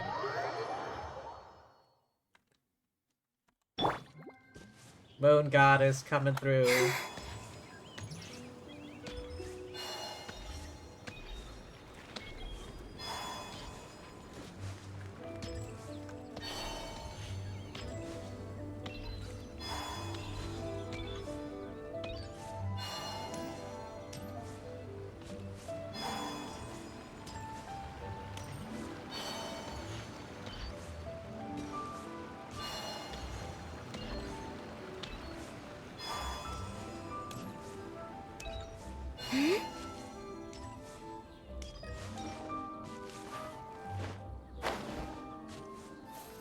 Why is it bringing us We here? should plant cucumbers. We should plant canolas. We should plant cucumbers. They're easy to sow. We should plant canolas. The flowers are pretty. What are you arguing about, little ones? We're deciding what to plant in our field once Lantern Rite is over. Yeah. Dad gave us a small plot of land to grow our own crops.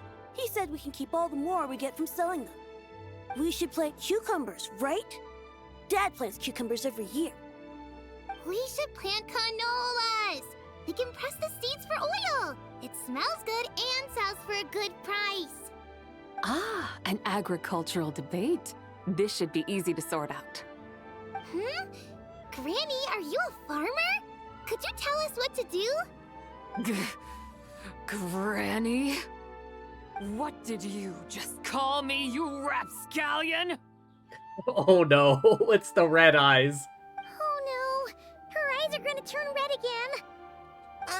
It's just my granny smells really nice, and you smell nice too, so... You rapscallion. Sorry. How about we call you Auntie instead? Auntie? I think she objects to just being considered old. Just call her Big Sis. Oh, alright. Big Sis Zubai, can you help us decide whether we should grow cucumbers or canolas in our field? You little rascals. Using priceless land like this just for cucumbers and canolas? What a waste of heaven's gifts! Huh? What should we plant instead? With the coming of spring, when all things awaken, the fields should be sown with the 5 grains. What are those? The 5 grains are life's staples, the heart of the people's table. I notice the people here mostly eat rice, so that is where you should begin.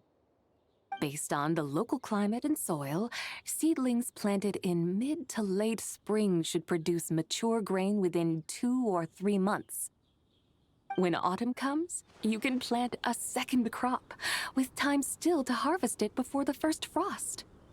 The rice you harvest can be sold at market or kept in your stores. It's a far better choice than cucumbers or canolas. Oh, but Big Sister Zubai, I like canolas. That's no issue. It is unsuitable for continuous cropping in any case. You can rotate it with rice to maximize your yields. After the second rice harvest, around wintertime will be the perfect opportunity to sow their seeds. And when they mature in mid to late spring, you shall be just in time to sow the first rice crop of the year in turn. This way, your field will sustain balance, rice and canola in a harmonious cycle. Wow, that means we'll have crops to harvest all year round. Wait a minute! If rice and canola take up the whole year, what about my cucumbers? A firefly dares rival the brilliance of the moon? In what twisted universe should cucumbers vie for land with rice? He looks down upon cucumbers, the inferior crop. Big Sis Zubai, you're going to hurt Lil Lee's feelings. Auntie hates cucumbers.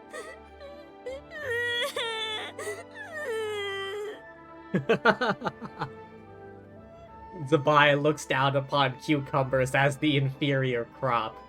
Stop crying this instant! I meant that cucumbers are simple enough to grow. There's no need to devote a whole field to them. Just find an empty corner of your yard, scatter some cucumber seeds in the earth, and before you know it, you'll have a thriving patch of vines. Cucumbers delight in sunlight and moisture, but they suffer in cold weather. If you wish to plant them this early in the year, you should make sure they're protected from frost. Wow. Is it really that simple? Let's hurry home and get started right away!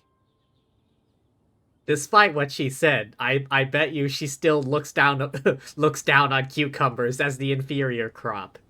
Are you really in that much of a rush? Well, thanks, Big Sis Tsubai, who's fierce but really good at farming. We gotta go! Thanks, Big Sis Tsubai! See you around! Fierce but really good at farming. Paimon never imagined you'd know so much about farming. What's so strange about that? The people of Langan called me the god of soil and grain. Are the fields not made of soil? Is rice not one of the 5 grains? Huh. That's true. So, if the god of soil and grain is a farming god, that means the White Horse Adeptus must be a farming adeptus, right? When you put it like that, Zabai suddenly seems very down to earth. Of course the god of farming is down to earth. Mind your tongue, impertinent child. How dare you diminish the lofty bearing of an adeptus? Hey! You're the one who said the god of soil and grain is all about farming. Enough! It's time for us to take to the skies once more. Join me now. Witness the majesty of mountain, water, and field, and broaden your horizons. Alright, back in the carriage.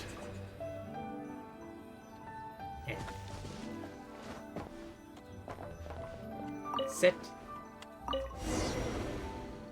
Off we go! Wow! The terraces look so pretty from up here. The mountains tower like pagodas, the hills coiling at their feet like shells. Layers built upon layers, rising and falling in harmony. A truly unique and mesmerizing sight. Thinking about it, you have a special connection to this place, you know. A special connection? Yeah! There's a local legend about a white horse leaping from a pure spring to follow Rex Lapis into battle. Don't you remember? You must have been living in seclusion around here. That does sound somewhat familiar. Oh, and if we keep going up this way, we'll reach a super-duper spooky spot.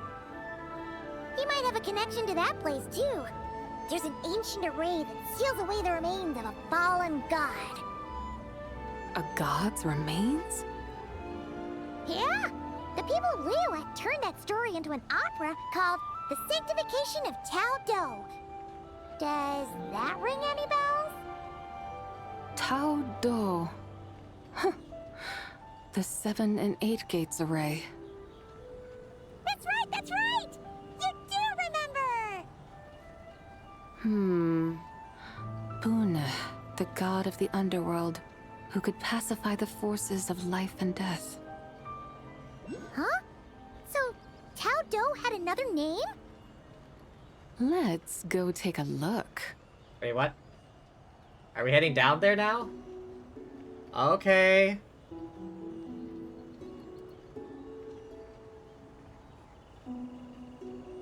Oh boy, are we gonna find more ghosts here?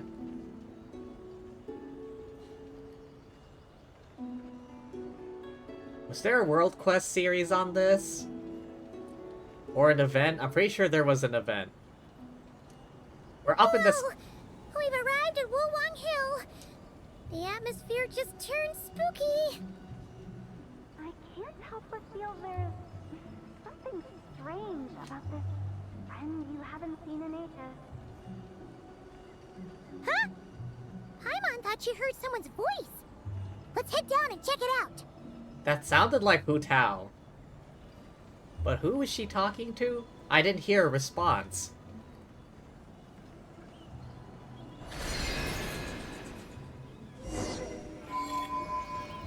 I can't help but Oh. feel there's something strange about this friend you haven't seen in ages. Strange? Whatever do you mean? Her strangeness defies description. This Miss Zabai is a full-blown enigma, don't you think? I'm afraid I have no idea what you're talking about. Aren't you worried about sending her all the way to Yilong Wharf on her own to buy tea? What if she gets lost? Where there are people, there are paths. And they still never bought the tea. Now I'm the one with no clue what you're saying. She can ask for directions. And then what? She will meet strangers in unfamiliar lands, build friendships, part ways. Hers will be a long journey indeed. The further the journey, the more footprints one leaves behind. The deeper those footprints, the harder it is for time to erase them. Ah, so you want her to make new friends. I see. But from what you say, it sounds as though she's not from Liyue. She's from the moon. I believe she was not, but perhaps she will be. You're sounding stranger by the second. Huh. Oh, over there. Oh, look who's here. Hu Tao! Zhongli! What are you doing here? Traveler, Paimon, fancy meeting in a place like this. Oh my, and Miss Zabai too. We ran into each other by chance. Sounds like fate to me. We were taking Zabai to buy some tea from Yilong Wharf. Zhongli sent her there, though she didn't even know the way, and... Oh, drat! We forgot the tea! The one thing they were sent there for, they forgot. Oh, Paimon knew we were forgetting something. Sorry, I forgot. Actually, I did forget. Why didn't you say so earlier then? What's done is done. There's no need to dwell on it. Fresh tea grows with each passing year. Let fate deliver it as it wills. Exactly. You can get tea wherever you go. You're hardly running low now, are you? Paimon feels a lot better now that you've said that. Still, I'm a little confused. If you were buying tea, how did you end up all the way out here? Well, one thing led to another. We took a flying carriage, we saw someone that needed help, we replanted a bush. We're taking Zabai on a sightseeing tour. We started at Liyue Harbor, stopped in at Yilong Wharf, went sightseeing around Xiaoying Village, made our way to Qingce Village, and now we're here. Wow, that is quite the itinerary. Yeah, actually, Paimon thinks it's about time we headed back. What are you two doing here? I'm here to pay my respects to my ancestors. My dear consultant kindly agreed to join me. It is Lantern Rite, after all. Adepti and ancestors should be venerated alike. Ancestors? Wait, could you be? Are you heir to the Wu Wong kid? Or perhaps the lone butterfly of the Crimson Flame? Whoa, have you got all your memories back? Huh? Miss Zabai, you know about the Wangsheng funeral parlor and the 8 adepts? I happened to hear a storyteller expound on the sanctification of Tao Do. Lots of people know that story, sure, but very few can discern my family lineage from just a glance. Well, Zhongli, your friend here really is quite something. Unfortunately, there's no time to dally right now. We have a hill to climb. Perhaps once today is done, we can find time to chat over tea, recite poetry, and admire the moon? That would be wonderful, Director Hu. Oh, and before we go, you've been traipsing around all day. I suggest you stop off at the Wangshu Inn on your way back for a good night's rest. Wouldn't do to exhaust yourselves, Thanks for the advice. Don't mention it. All right, we'll take our leave now. See you later. Hotel's so thoughtful. Why don't we follow her advice and stay at the Wangshu Inn tonight? I'm struggling to remember. I think there was an event involving, like, Hu Tao's family. And, like, something about her lineage. But the details are blurry to me. Sabai, you can see the whole of Dihua Marsh from up there. The view's amazing. Plus, you can sample Smiley Yin-Xiao's cooking. Wangshu. An intriguing name. It couldn't hurt to check it out. Awesome! Let's go!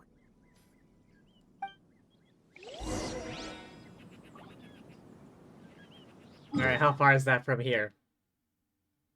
Alright, that's a fair distance from here.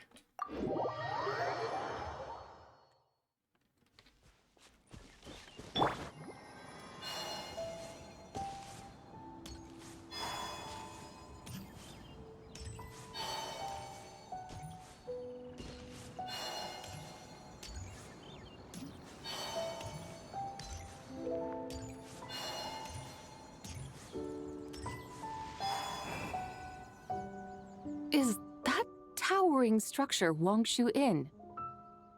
Sure is. We can take the lift up from over there. Always walking the path long trodden. Does retracing others' footsteps not tire you? Come on, get in. We'll fly to the top. Always heard the damn thing. Alright, let's get in. Sit. Parade.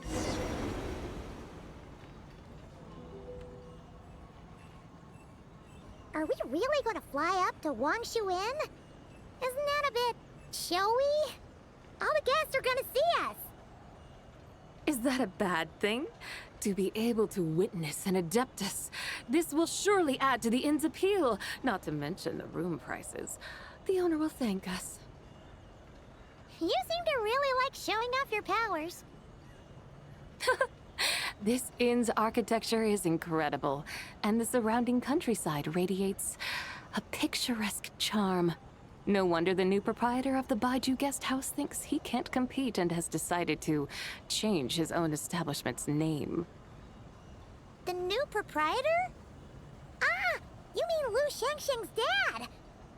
So you know about that, too. Personally, Paimon thinks he should go with something like Rex's Rest.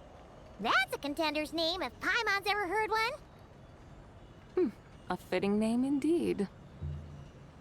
So you think the guest house should change its name, too?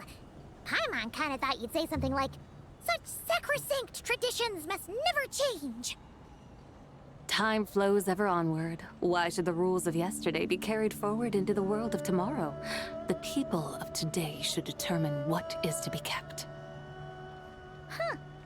You're not as old-fashioned and stuffy as Paimon thought. The years ebb and flow, seas recede to reveal fields. In the vastness of time, I am but a wild horse in a boundless sea of dust. Even Rex Lapis, having waded through the waters of the river of time, is not quite the same as before. Zhongli? What was he like before? Ooh. That is another story for another time. Aw, man.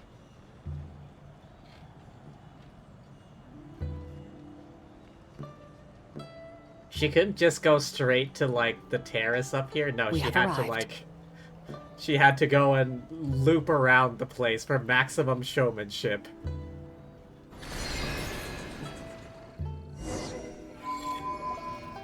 Whew.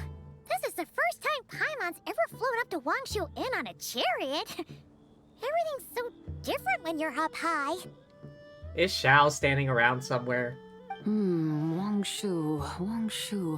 Like moon lanterns and Shao lanterns. Might it all be a coincidence? What's a coincidence? Do you not know what Wangshu means? No idea. Wongshu can refer to the moon, but its original meaning is actually... Oh, it's Batman. The goddess who rides the bright moon's chariot. And you must be the conqueror of demons. Xiao! Paimon was wondering if we'd disturbed you by flying down from the sky. Not at all. I sensed an unusual presence long before you arrived, though I didn't expect it to be you in a flying chariot.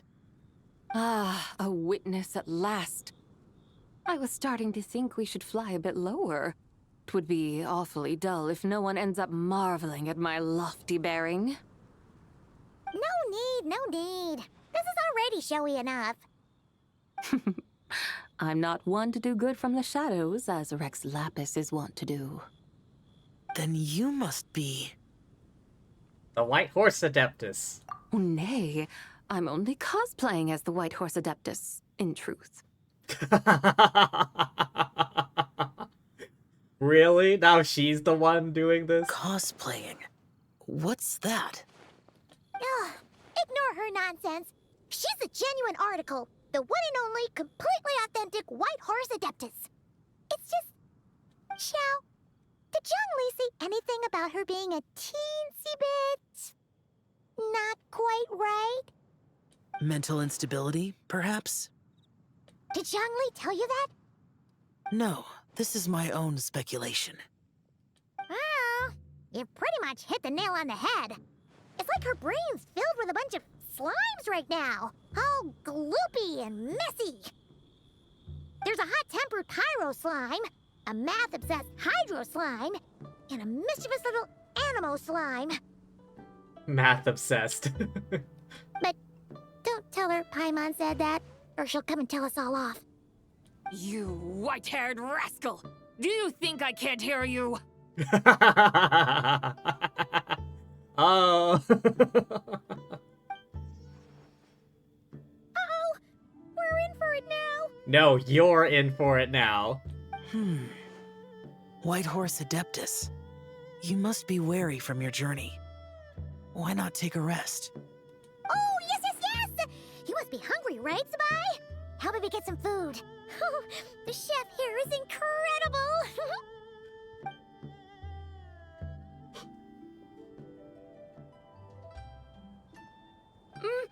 It's so hot!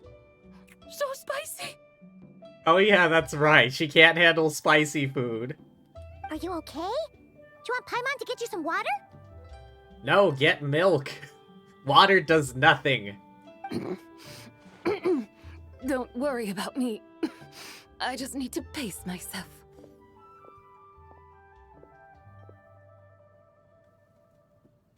Ah, she really can't handle spicy food. Oh, that's so funny.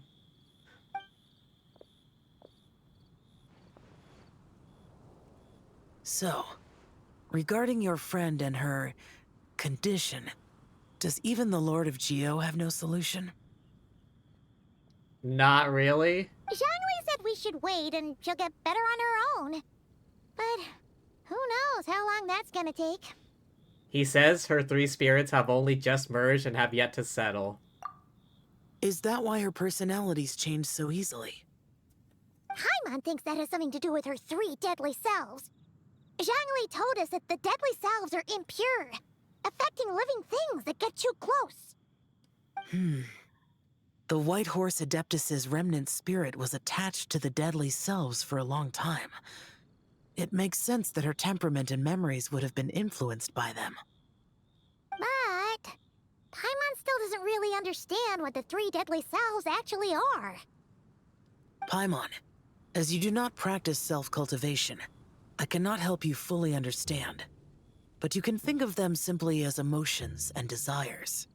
The act of severing the three deadly selves is a means of exercising wicked desires and cultivating one's true self. I believe other nations have similar practices. In Sumeru, it is known as shattering Atmagraha. Oh, so it's about emotions, desires, and attachments, that sort of thing. It includes those. I wonder, does she still remember what happened in the past? If so, it's traumatizing. Some of it. But right now, it's like she was suddenly awakened. Like she's still half dreaming. The half that's still dreaming might remember things, but the half that's awake doesn't quite get it. Conqueror of demons, are you looking to learn about Rex Lapis's past from me? You are an old friend of his, so please, call me by my name. But Conqueror of Demons sounds so much more imposing. I'd like to know about Zhongli's past too. In days of yore, he was the Lord of Geo, Heaven's Star. Huh? You said the same thing the day you came back. But what does it mean? I'm afraid I can't remember. Ah, how unfortunate. Hey! Did you really forget? Or are you just pretending so you don't have to tell? Why not ask Rex Lapis himself? Whether I've forgotten might be up for debate, but I am certain he remembers. He must have his reasons for not raising the past, and you likely have similar concerns. I shouldn't have asked. An answer that suits your style, General Olatis. Now that we're on the subject, though, I suddenly remembered something. Which is? In the distant past, there was a feast, which I attended. I faintly recall the Lord of Geo also being present that day. Oh! And then? What happened? Among the dishes served, there was one that could be found in every household throughout Langan at the start of spring. A dish called Flavor of Spring. I suddenly remembered the recipe for this dish. Is that it? Better than nothing. Yes! Since it's Lantern Rite here in Liyue, why don't I make some for you to try? That sounds good. An authentic dish from ancient history prepared by the White Horse herself. Wow! It might not have been the story Paimon was hoping for, but this looks delicious! Are these just egg rolls? They look like egg rolls, like really big egg rolls. The spring breeze stirs. Now is the perfect time to savor this dish. Hang on. Surely these cannot be to scale. Because that plate, this one big egg roll is the same length as that plate of rice.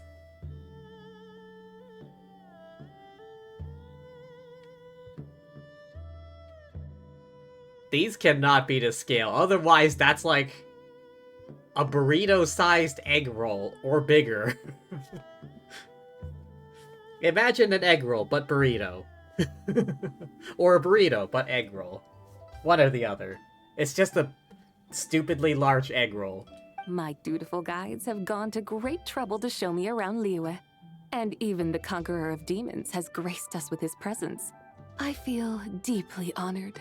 This Flavor of Spring is my way of expressing my gratitude. Look at these massive egg rolls.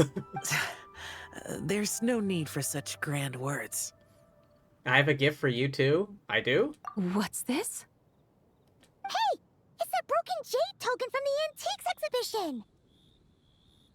I believe this belongs to you, yes? Indeed. This was once an Adeptal treasure of mine. I'm amazed it ended up in your hands. Alas, it serves little purpose now in its fractured state. Please, keep it as a memento. Oh, that's a shame. Can't we fix it? This is the way of the world. Once jade is broken, it can never be made whole. I don't know. I mean, there is magic. Then, what about forging a new one? That is a good point. That it has ended up in your hands must be a message from fate. I could try to craft it into a little trinket for you. One that might prove useful on your journey. Ooh! What sort of trinket? It's just a passing thought, one that will require the right opportunity. I'll think about it more when the time comes. Now that we've had our fill, we should get some rest. Tomorrow we return to Liyue Harbor, where I'll have need of your guidance once more.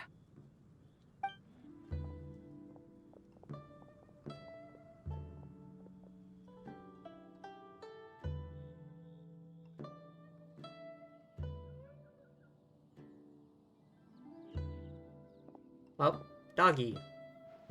Damn it, go pet the dog! Pet the dog, damn it! Pet? Pet? Look at him. Look at him. Please. Bark, bark, bark. Come on, doggy, let's go. Join me on adventures. No?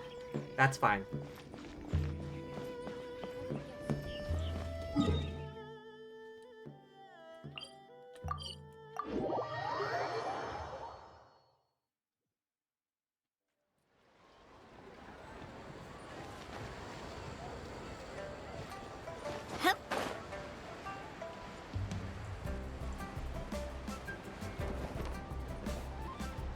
Chi-Chi, the Lantern Rite is almost over. Do you remember how to make a Shao lantern? Morning, split bamboo, traveler. Get silk, make Paimon. You've got it all mixed up again. They're here again. Hey, look at that. It's us. Yow! Looking good in that new outfit, huh? Oh yeah, that's right. Chi-Chi gave her, like, the bamboo basket. Hey, it's Paimon! Dr. Baiju gave this to me as a gift. How does it suit me? You look adorable. Thank you. Wow! What happened for Baiju to suddenly give you a brand new outfit, Yao Yao?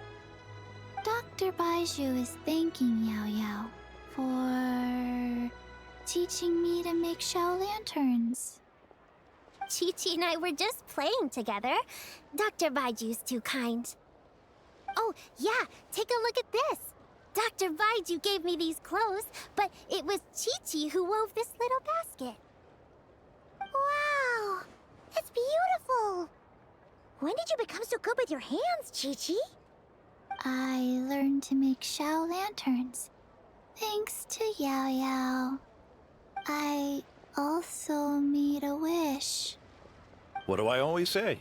The White Horse Adeptus answers prayers. Come, help this old man make an offering in thanks.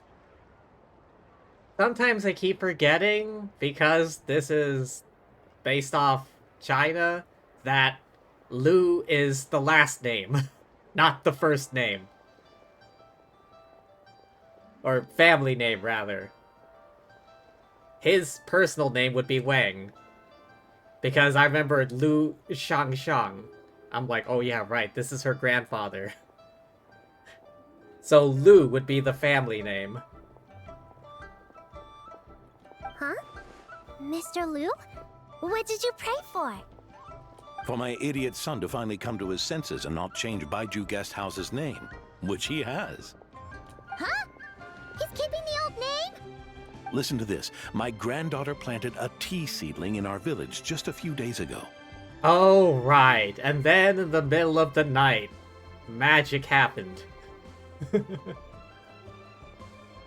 Yeah, it totally was the Adeptus growing the plant and not us coming out in the middle of the night to dig up a different plant. She made a prayer to the White Horse Adeptus to help it grow. Overnight, her seedling flourished into a mature tea tree. If only he knew. Oh, that sure does sound like a miracle. Could the White Horse Adeptus really have helped it grow? Yes and no. Of course she did. Oh, White Horse Adeptus, how blessed is our family over whom you keep watch. Truly, this is an extraordinary miracle. You must record it in your family history without delay. Of course. Huh? Is that you, Miss Zibai? Indeed. I have a long-term booking at your guest house. Yes, I recall. Mr. Zhongli said to charge your expenses to the Wangsheng funeral parlor, if I remember correctly. Oh, poor Hu Tao. That's Young Li. Always making trouble for poor Hu Tao. Does the Wangsheng funeral parlor actually make that much money? I noticed when you were here last that you bear a striking resemblance to the pictures of the White Horse Adeptus in my family history. You both have golden eyes.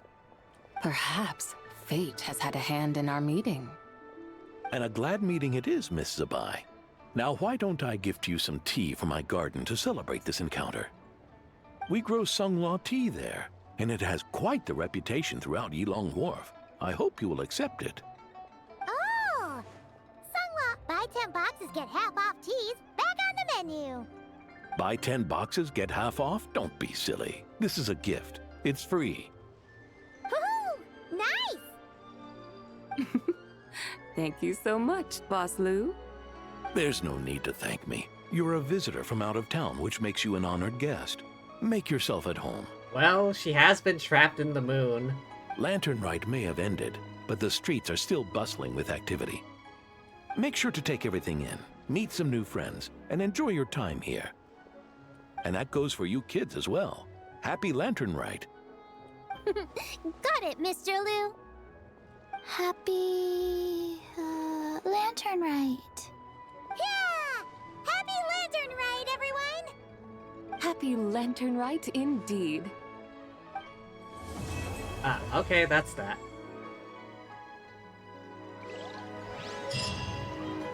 Crispy spring rolls. Oh, that's what they are. Again, they never stick around. They just disappear.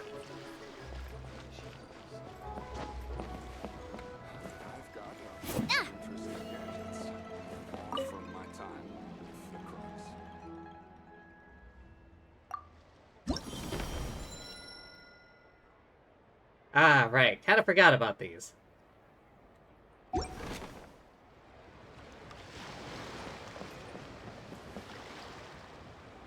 I swear, like, she said that there was a bunch of these trees scattered around the city. And that you could, like, collect coins from them or something. Was I misremembering?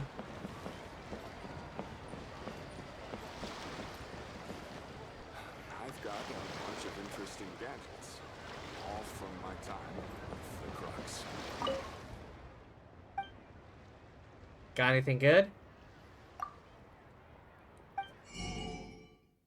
Oh, what? Never mind. Just some lame-ass feckin' artifacts.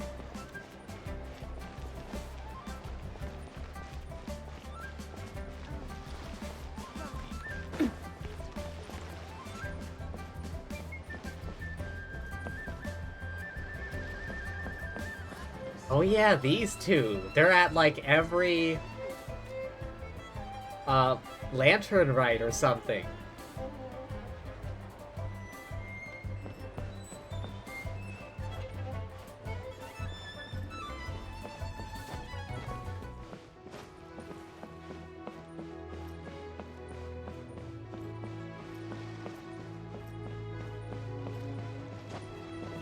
Wait, what? Did I? Oh. Thought I passed through that for a second. There any other characters out and about?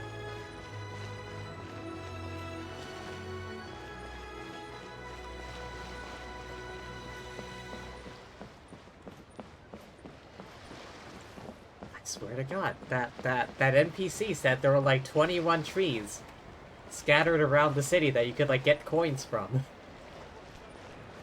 Am I hallucinating? Wait, hang on, back 1 second. Oh. There we go. Free loot.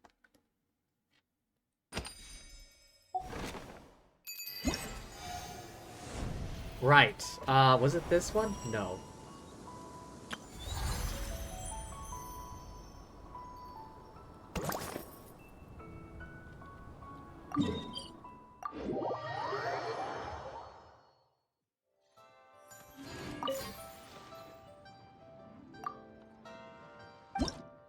Okay, Oh. Wait, this dude? Lunar Charge.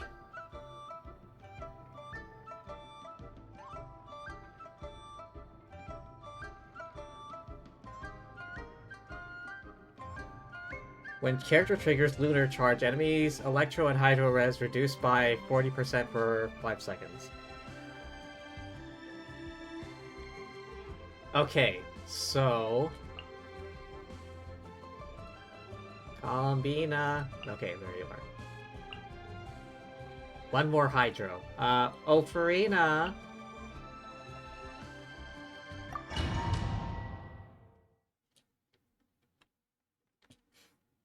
Alright. I got a shield, that's all that matters. Shower me with praise! Shine down! Ha!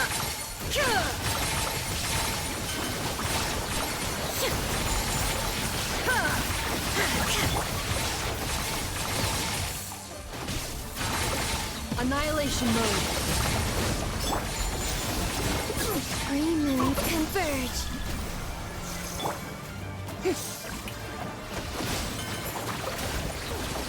Illusion shattered.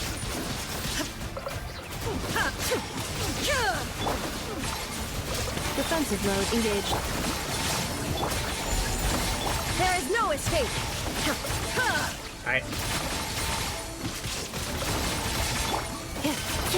Preparing for dust up. A new moon rises. Insulation chamber. Strike the pump. Shine down.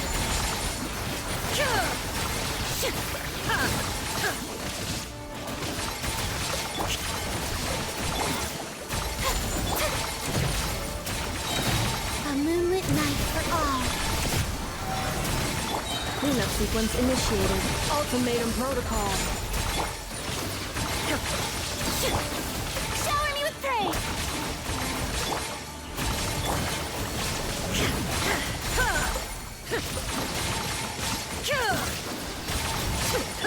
Insulation chamber. Flame. New moons converge.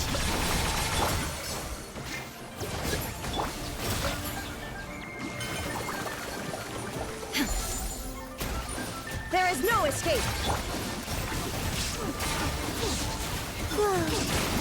Defensive mode engaged. Annihilation mode. Torn to oblivion. Oh my god, I was so close. God damn it.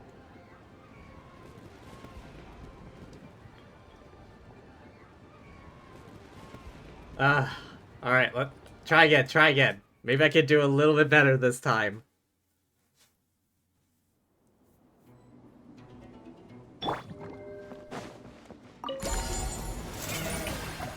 Time to shine. Insulation chamber deployed. Preparing for dust up. A new moon rises. Shine down. Now you shall perish.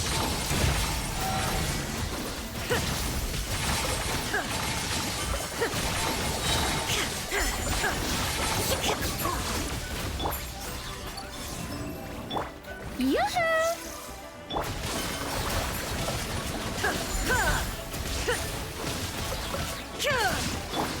A moonlit night for all.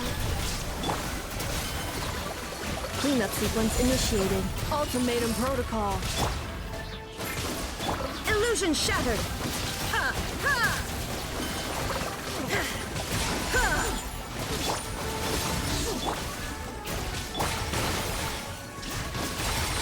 Torn to oblivion.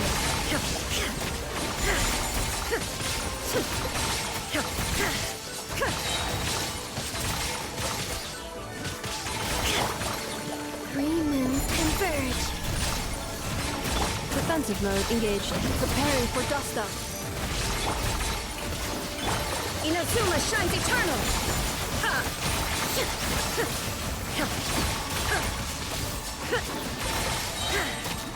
There is no escape.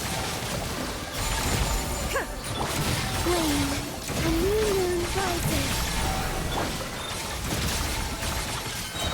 Ultimatum protocol. Illusion shattered! Now you shall perish!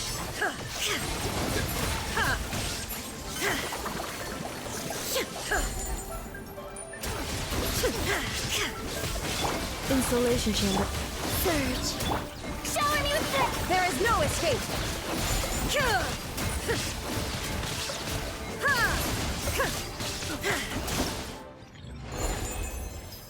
Wait. How'd I get half as much points this time? How'd I get only half as many points? Alright. Oh, hydrate. I'll do that and then start again.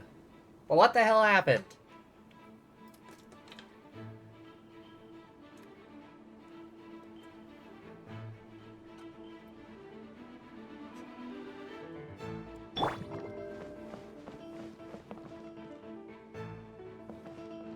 Yoo-hoo! Let the world come alive! Flame, a moonlit night for all. Shine down! Torn to oblivion!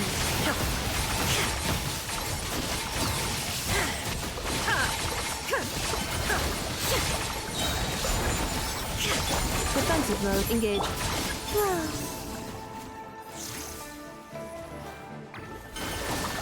Three moons converge. Shower me with this!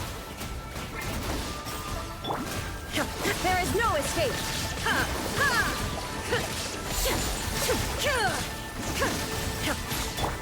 Wane.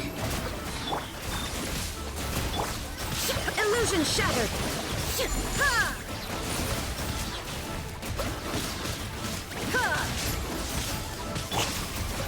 Preparing for dust up.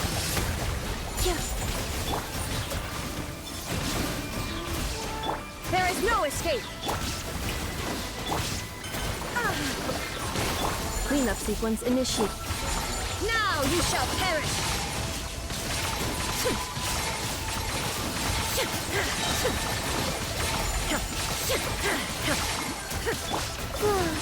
A new moon rises. Yoo-hoo! Shine down! Inazuma shines eternal!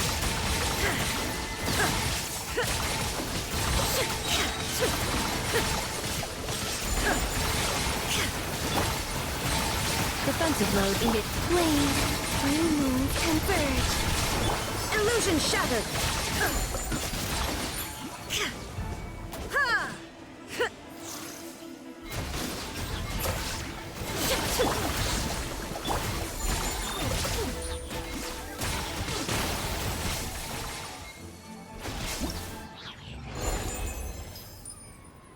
Again, what the hell happened? First time around, I got so many... One more time.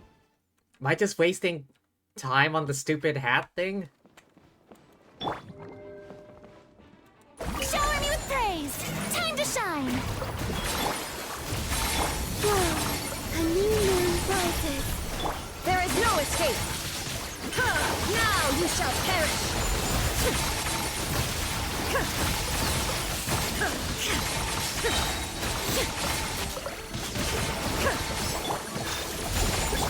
Surge. A moonlit night for all. Annihilation mode.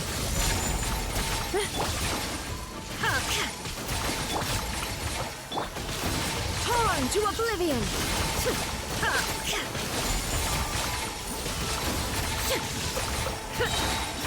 Flame, a new moon rises. Insulation chamber. Shine down! Strike a pop! Inazuma shines eternal!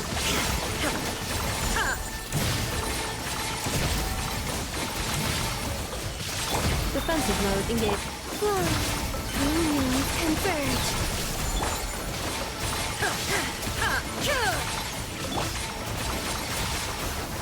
Yoo-hoo! Torn to oblivion!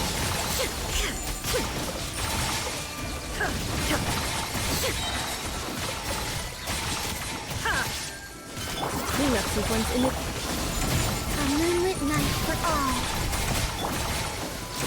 Let the world come alive!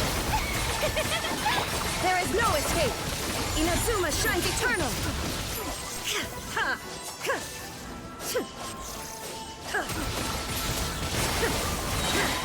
Insulation chamber. Wayne. Illusion shattered! Torn to oblivion!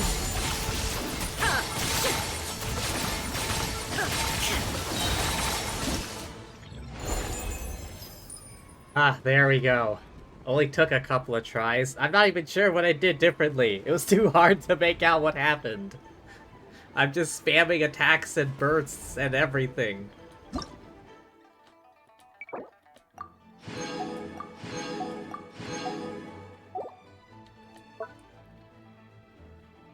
Alright.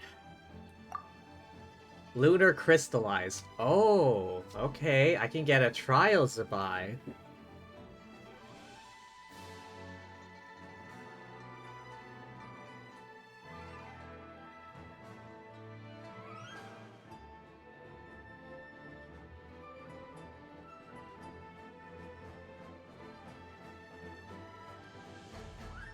Well, I already have a Columbina. I will take the Trials to buy.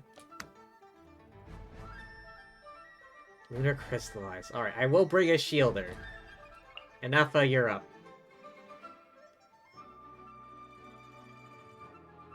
I want to bring Chiori, but Thing is, I think you need a Geoconstruct to get the most out of. What the hell, why not? Off-field, off-field, off-field, on-field. There we go.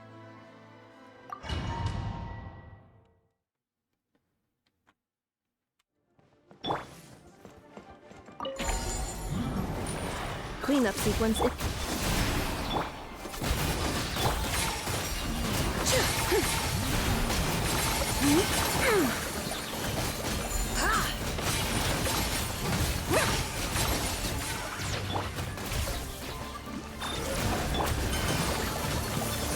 A new moon rises.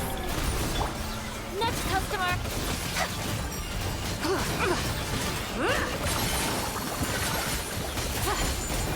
Light the death!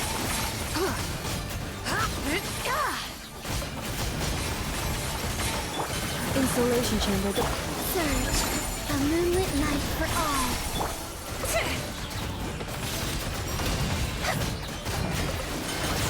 Light the death!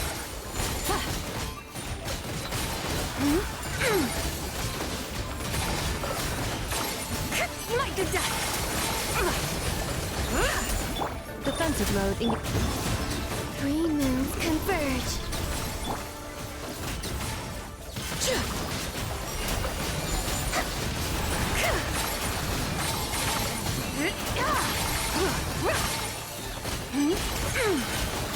Light the death!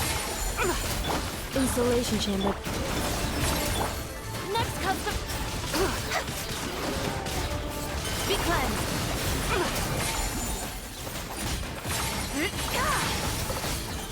Light the death!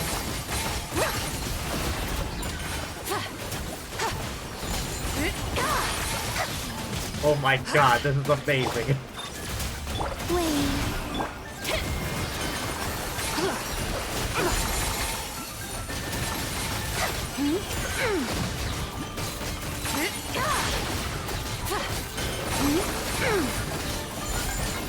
Light the death! Defensive mode engage. Oh my god, that was amazing. That was like the perfect team. That was like the perfect team. First try.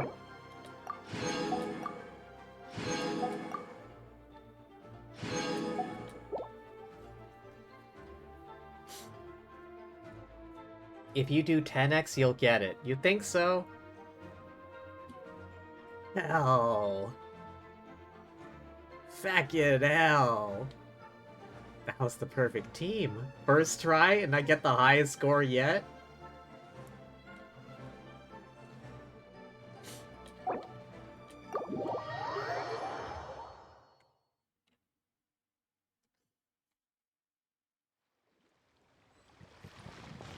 Ooh.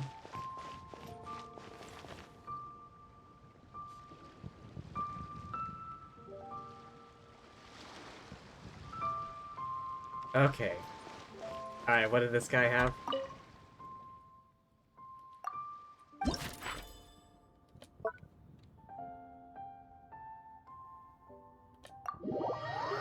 Alright, what's the rules for Gaming here?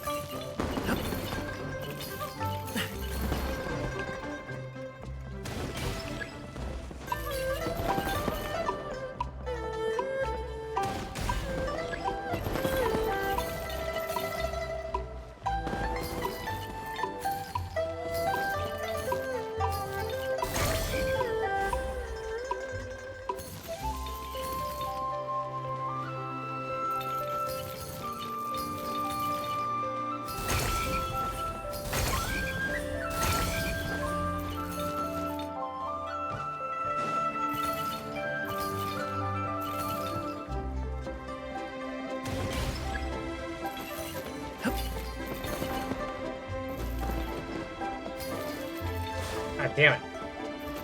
Gotta hit the skill thing on time.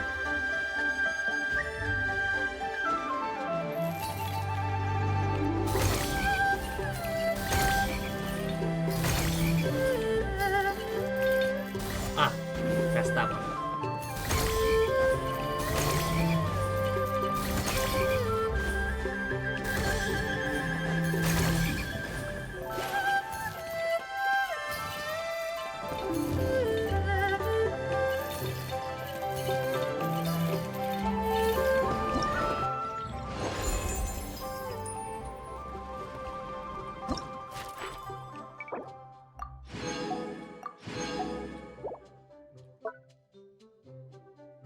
Oh.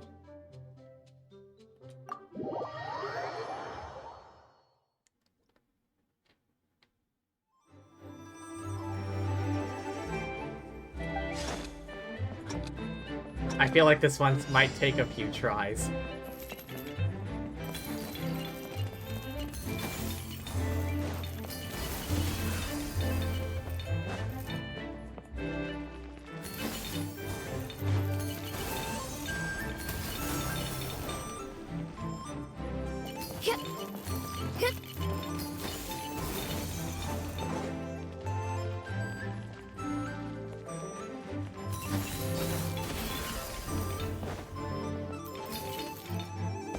Come on.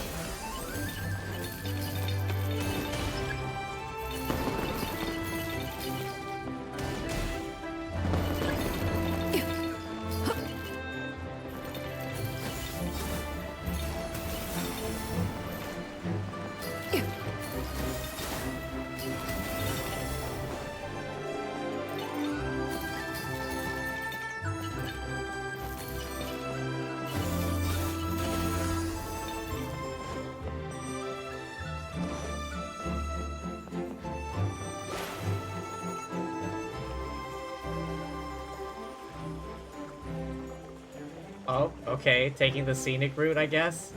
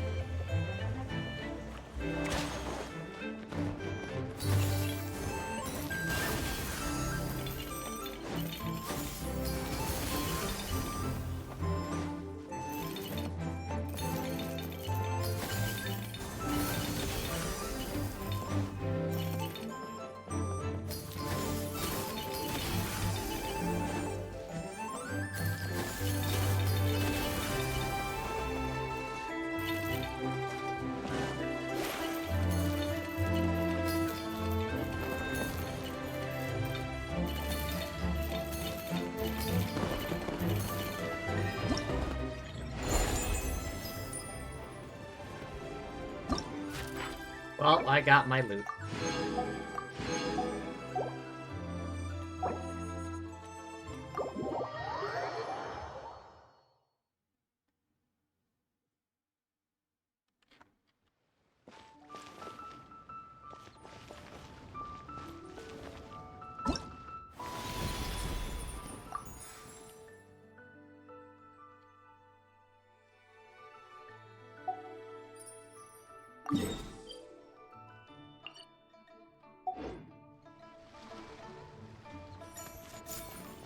Oh wait, now I remember. This one was the Vampire Survivors Holocure type thing.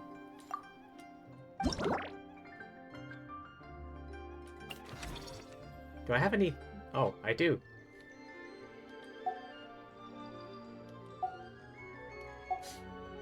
Damage enhancement, go.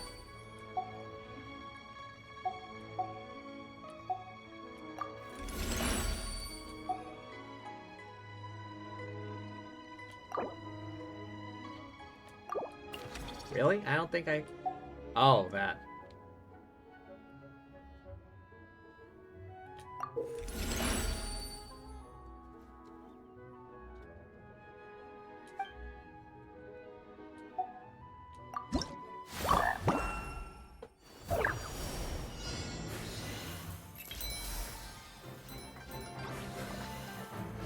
Oh, I forgot.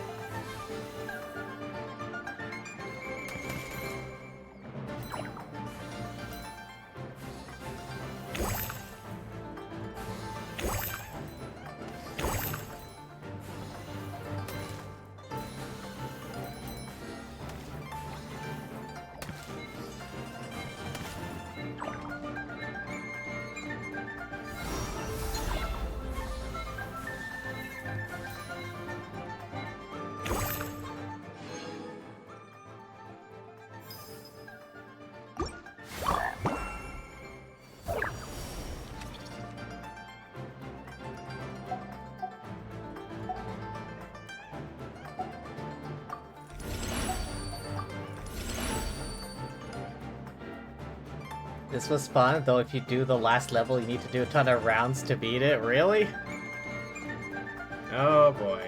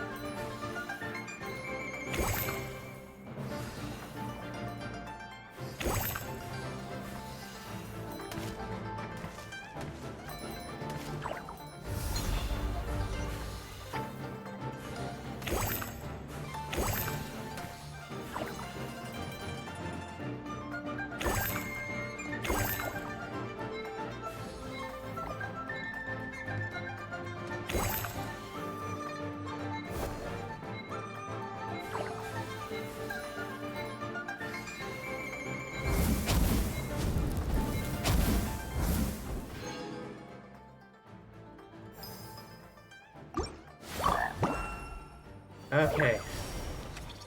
Just fucking upgrade everything.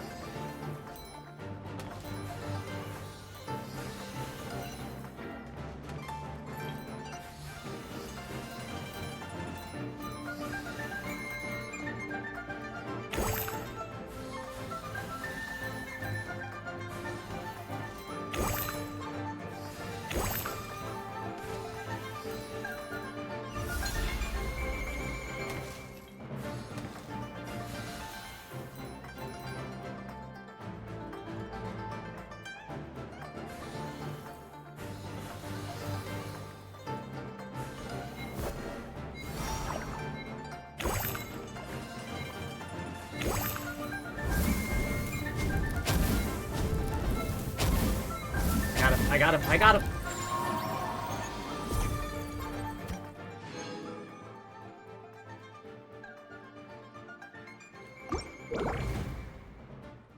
Different levels of enhancement?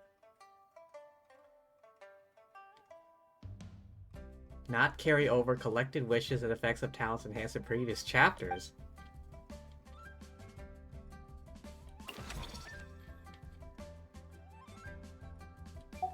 Oh.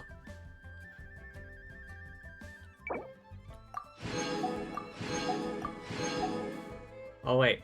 Oh, that's all the loot though.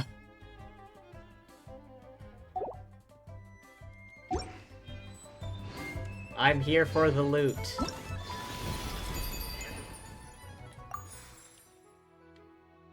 I cut some bamboo today to make a special jade robe.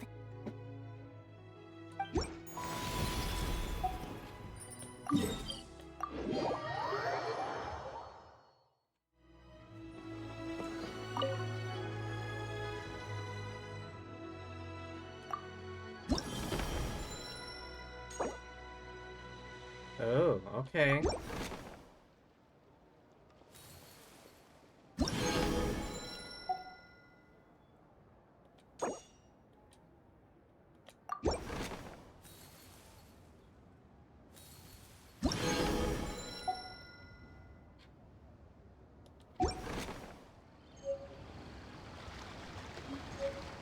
Alright. What other sources of thingamadoos?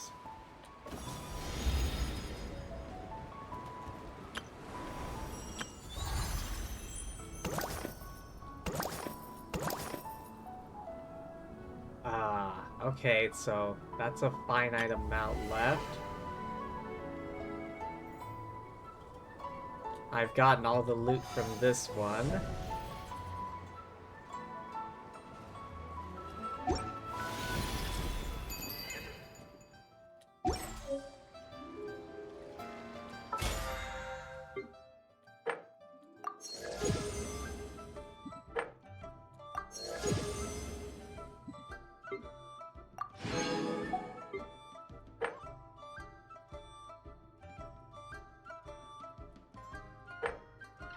Oh, right, before I forget. Where's the nearest stove? I want to try out some of those new recipes I got. I wonder, can we go in here? Open the door! I demand entrance!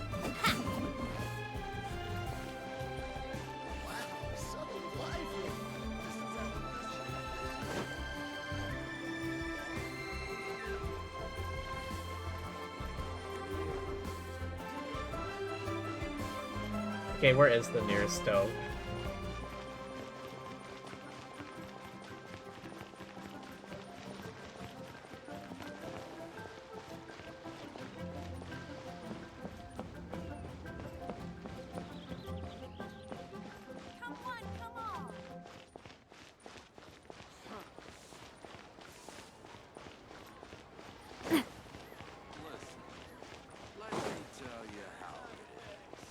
Well, Chef Mao is back.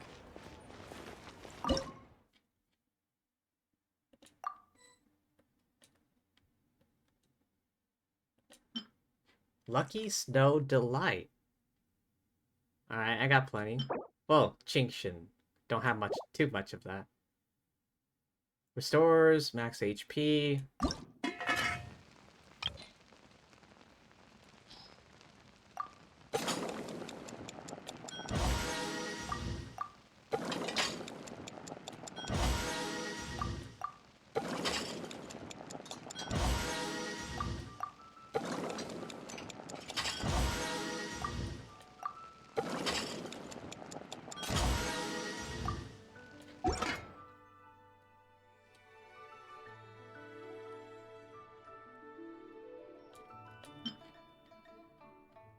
Defense? Okay. Ah, bamboo shoots. I don't have a ton of those. That's my issue. I have tons of everything else. Except bamboo shoots.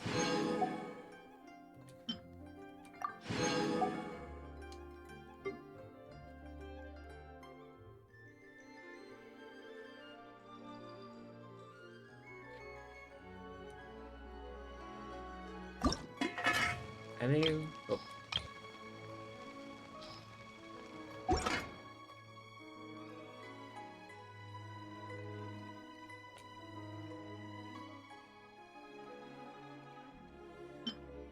Lockaberry Crumcock. Wait. Ooh.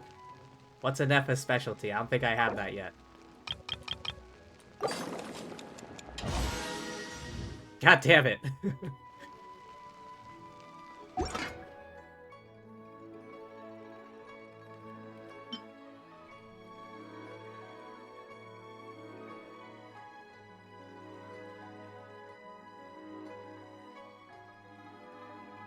I want to see what, like, character specialties I don't have yet. Wait a minute, let me just... Okay, that one is Eula's. What's Hu Tao's specialty? Navia's is, macarons. I remember that.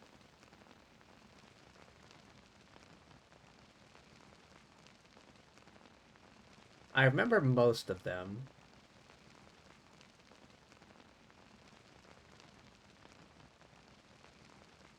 And then there's Raiden, who is the only character that can't cook.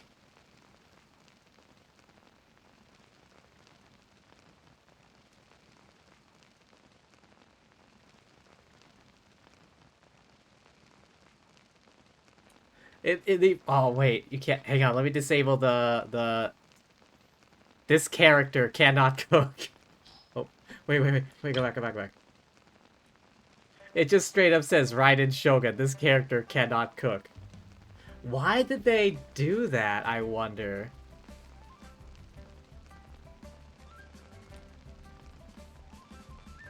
Why did they decide on that?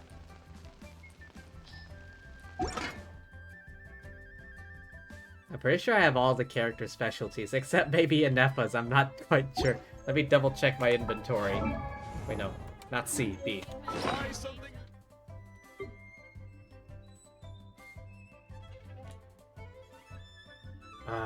Where would Lockaberry Crumcakes be? Wait, what is this? Oh, Siege Weens.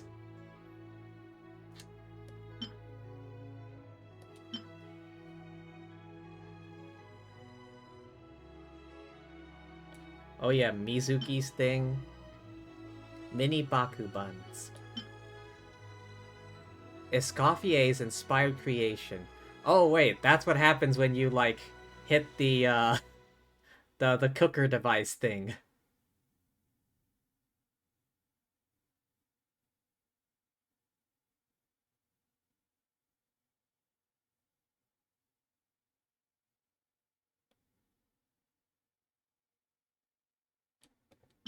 Yunjin specialty, I guessed as much. Oh, Lanyan specialty. Jade cut flower.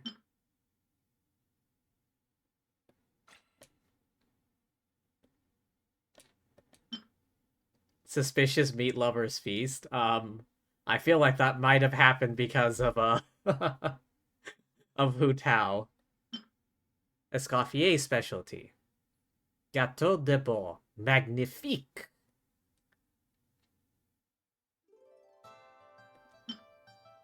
Escoffier's Inspired Creation. Wait. Does hitting the cooking device give different dishes? Because I don't remember doing it that much. I usually just use it in the middle of battle. Like it's intended. Novelette's specialty.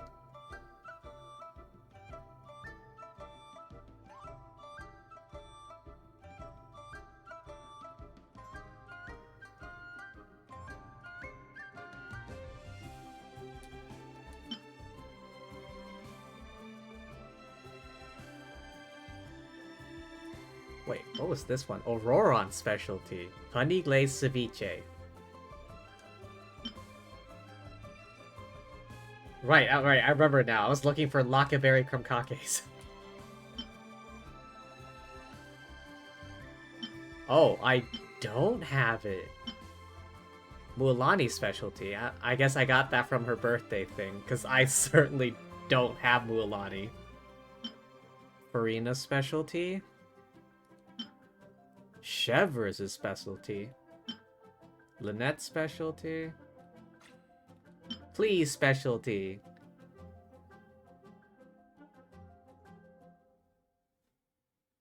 Fish flavored toast. Tainari's. And then these random potions I have for some unknown reason, even though I don't recall ever making them.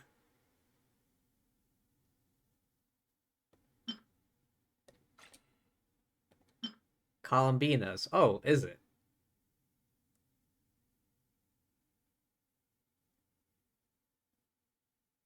Candy, huh?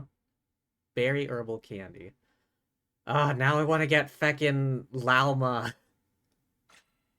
I wasn't sure about Llama, but now I see she is very, very useful. Because unlike Nahida, you don't need to like aim or anything. It's just an occasional like aura pulse thing. Sethos's. Oh, Shao's specialty. It's just almond tofu, but slightly different. Ah, yeah, Vereza's specialty. Mount mushroom. For one? No! The hot dog. It's bad. Freshly cooked sausage paired with freshly baked bread. With each bite, the irresistible aroma of fat fills the palate. It's gone in a few bites, leaving you craving another. Sausage is dry, bread is too soft.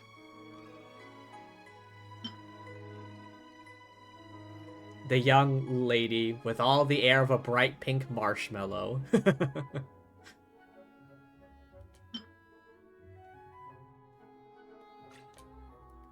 Oh yeah, I remember now that the character quest thing with the evil mushroom god.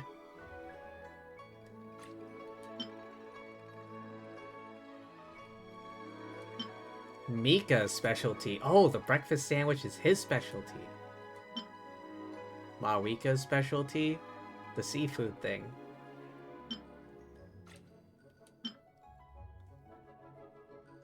Okay, delicious pâté de fruit. That's Lenny's.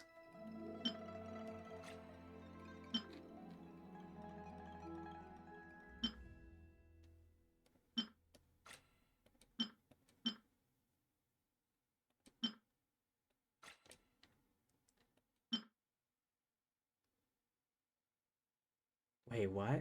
How's it compared to... Oh, okay, this one increases crit rate, this one increases crit damage. Inspired creation. Wait, is it random? Is it... How many different recipes come from Escoffier's cooking thing?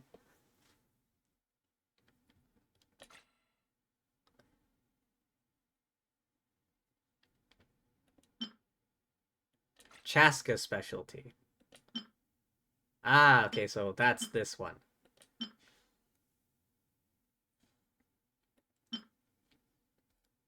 Pick what you like. Navia's specialty. Double layered dessert stand, eat rows of macarons.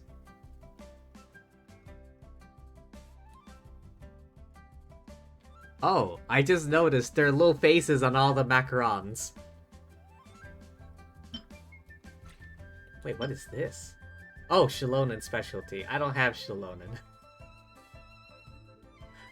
Wait, I swear to God, I'm looking at this and it reminds me of, like, in Pokemon, you have, like, the little case containing all of the gym badges. That's the vibe I'm getting right now from this thing here. Like, the case containing all of the gym badges from Pokemon. There's even 8! That's what this looks like to me. Yeah, you too? You think so too? I look at this, I'm like, wait, what? That looks like Pokemon badges. Oh, Charlotte's specialty. Fish and chips. Kujo Sara's specialty.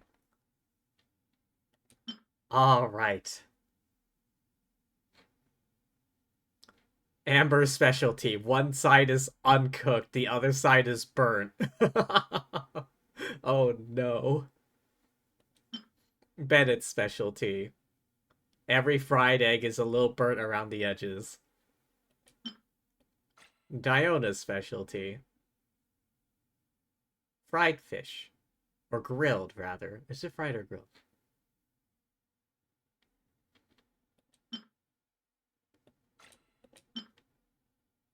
Berries and fried meat. Yansan?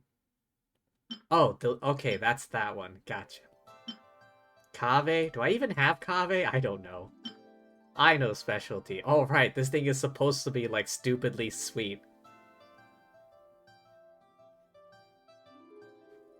Please be sure to prevent Aino from entering the kitchen at all costs. Shrimp taco. Charcoal baked ajilenak cake. That is beautiful. That's like a work of art. Sakura mochi, but artwork. Flynn. Delicious smoked fish steak. Wait, I don't think I have this recipe. Do I? Smoked fish steak, I don't think I do. It was under here. Cup of green fruit. Hang on, I need to look up where to find that one.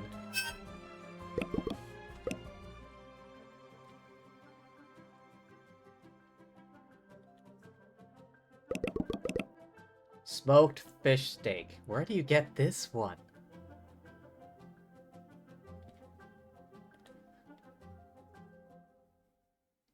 Oh, it's from a world quest. Oh no.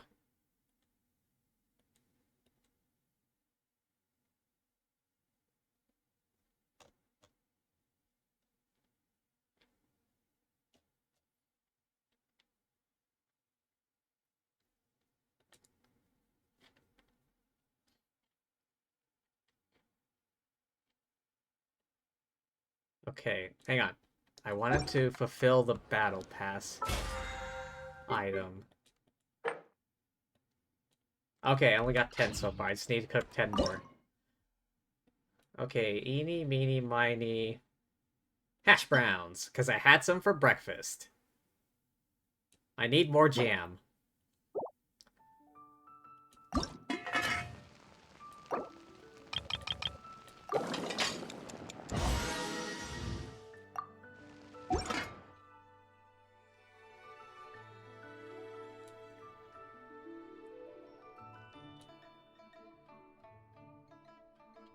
Today's boon. Oh, wait, I think this one is Lauma's specialty.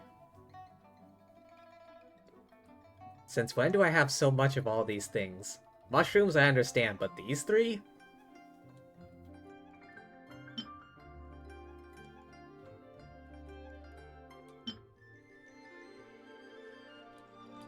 Pile them up. I think this one is Deluxe specialty. I barely have any lantern grass. Once upon a time in Mondstadt.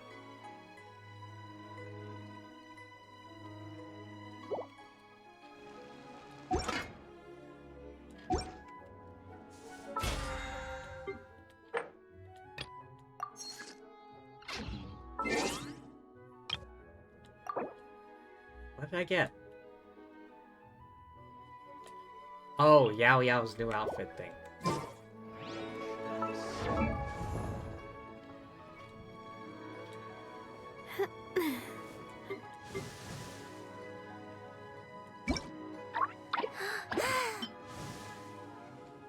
She's adorable.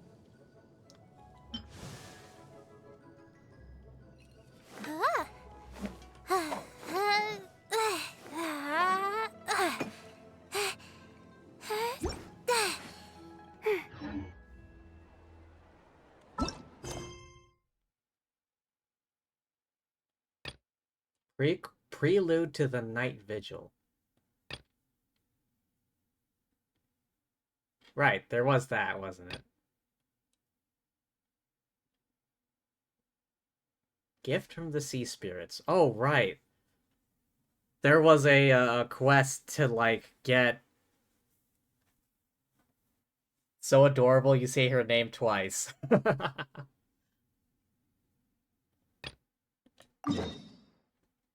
Pyramida. Oh, I don't have one for that location just yet.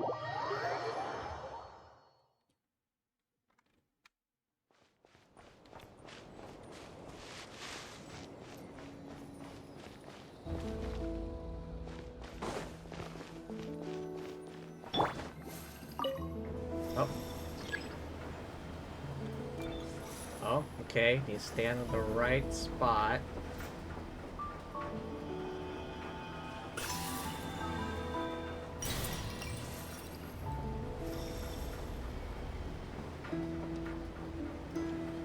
Moon Goddess coming through.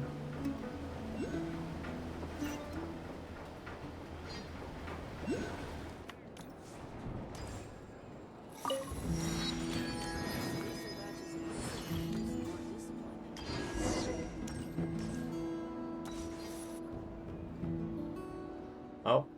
Someone who appears to be the leader. O Torch Forager, who illuminates the darkness on the borderlands, we Lightkeepers pledge here and now. Ahem. Thus did I foresee, waves crashing on the shore, the night sky devoured by deathly silence.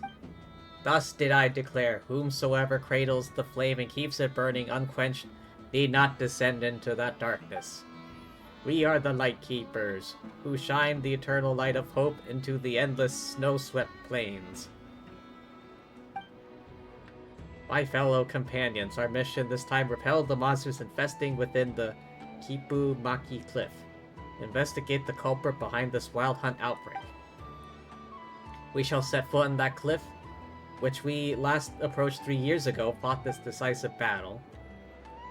Many of you, like me, have reasons why you must be on this mission. Pyramida is behind us for the living, for our future. We must not take even one step back. Oh, I guess this is technically the first time we're supposed to meet Ilua.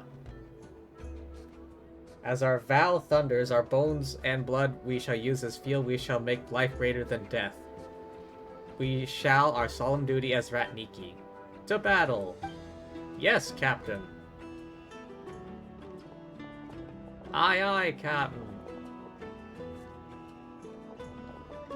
Paima's never seen so many Ratniki gathering and heading out before. This must be serious. Their captain seems like a reliable sort. Looks about the same age as Lumine. He's got such an imposing presence.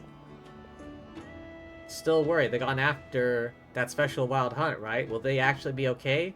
Let's find a way to pitch in. Wild hunt's everyone's problem, not just the Lightkeepers. We can't just leave this be. Sorry to bother you both. Hey there, Gramps. Anything we can help you with? Our first meeting. I can tell you're no ordinary people. Happen to hear that a blonde-haired adventurer named Lumine and her companion have arrived in Nodcry, bringing with them impressive resumes from adventures all over Teyvat.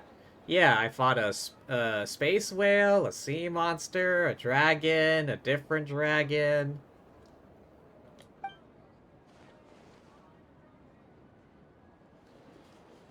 Yes indeed. That is us. Didn't expect to be recognized here. If this keeps up, we'll have to go undercover just to step outside. Don't you like being famous, Paimon? It's not like that. If we get a commission to deal with bad guys, they'll get tipped off in one way before we can leave the guild.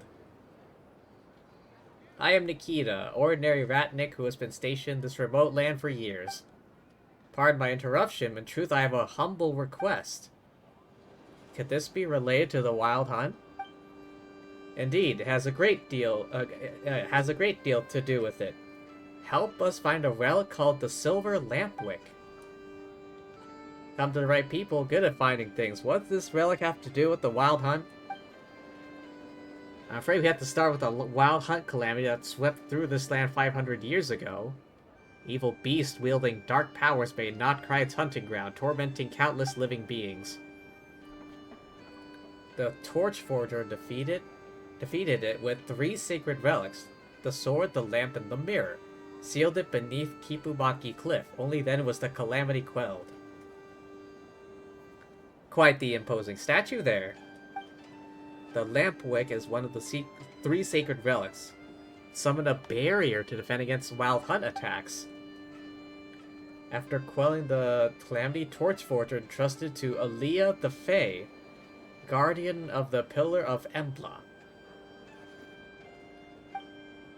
Critical now, we must rely on the relic's power to pull through. We sent Ratniki to search for it, aren't exactly experts at hunting down items of power. I'm only an expert by coincidence. I keep having to deal with this nonsense. This involves the wild hunt, so I'll gladly pitch in. Seems the tales were right. You are no mere great adventurer, but a righteous hero who fights for the good of others. We've got to go to the Pillar of Embla, find the legendary silver lampwig, and bring it back. Isn't the relic being kept by the Fae? How are we supposed to find and retrieve it? Following Kuvaki as it guides you upward will lead you to her. Once an ally of the Torchforger. I believe she'll understand if you explain the situation. If you do obtain the silver lampwick, please give it to Ilua. You've already seen him. He's the young leader of that force and the one who needs this relic most.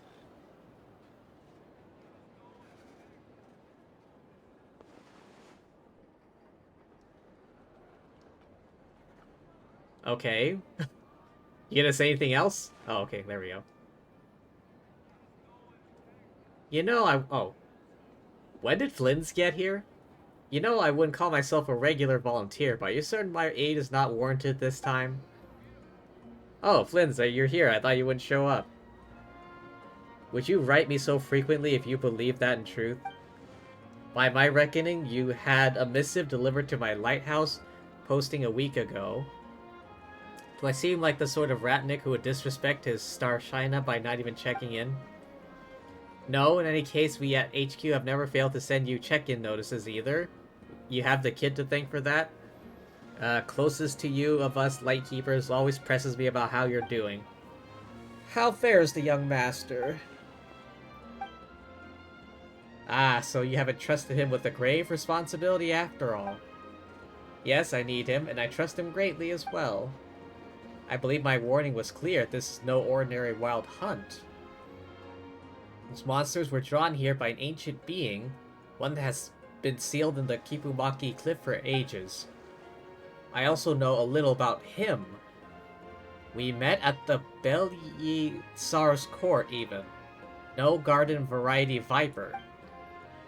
Call those eyes of his, like the one staring at us right now.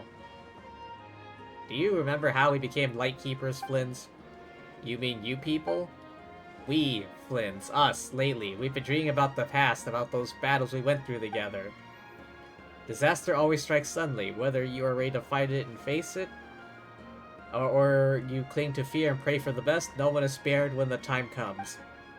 However, we know that we must struggle until lasting peace arrives. We Lightkeepers have proved that.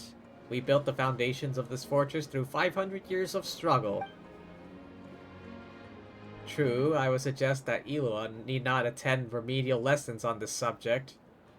You know better than I he has lost everything once before. Only his youthful spirit prevents him from admitting this truth, I deem. My time is running out. Little remains of the years I bought for him, especially when compared to the burden he must soon shoulder. I see your mind is made up. In that case, let me not waste further breath on persuasion, my good Starshina. Do you remember that item I asked you to look for last time? I'll never forget a command you gave me, sir. A relic from 500 years ago, tied to the first moon chanter. Even I had to go great lengths to obtain it. Time for us to prepare as well. Let us witness the power of the bow and arrow bequeathed to us by the Torchforger.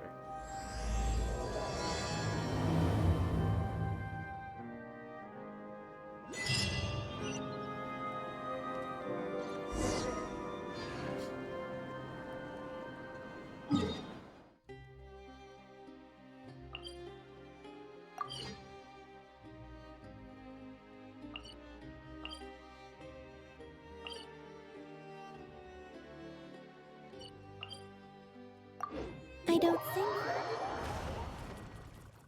She was about to say something, but I kind of cut her off.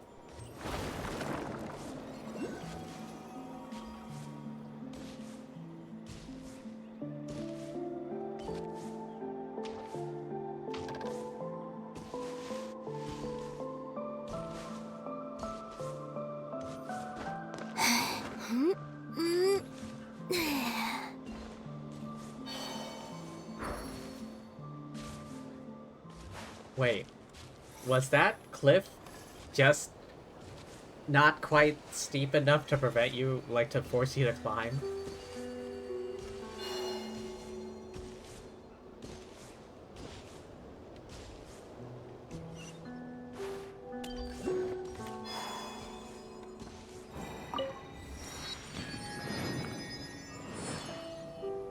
Okay, it looks like there's some meeting. Wait.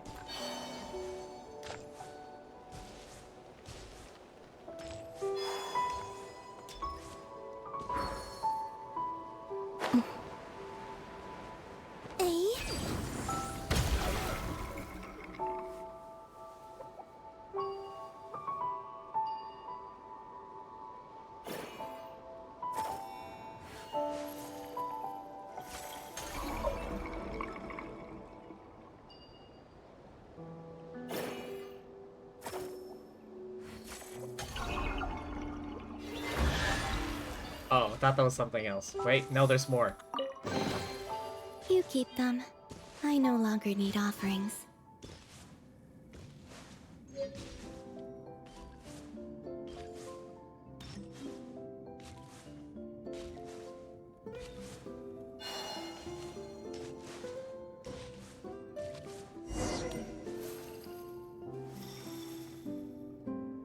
Listen to the mysterious voice. A long, long time ago, there was a young woman who ran away from home. After spending the last of her mora, she trod through the cold of winter, shivering in her threadbare clothes. Oh, is this Nicole? Suddenly, the young woman found herself stepping out onto thin air, and she fell through into a strange place. But before she could react, a voice rang out from somewhere in the distance.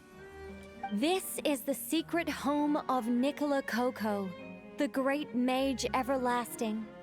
O destitute one, tell me your heart's greatest wish, and with my guidance, you shall attain it.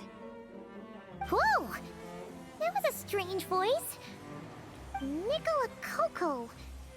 Who's that again? Do we know her? I'm pretty sure that's just Nicole's voice.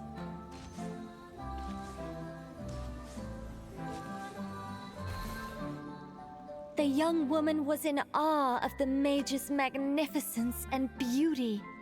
After a lengthy silence, she solemnly declared, "O great mage from afar, how beauteous and wise you are! The moment I beheld you, my heart began to flutter. All my heart desires now is to make your wishes mine." The subtlest of smiles appeared on the mage's face as she replied, "Very well. Then I shall task you with performing certain deeds on my behalf, such as those that are within your ability. Your guide is here, and your reward awaits you in the days to come." Guide? Does that mean this glowing orb?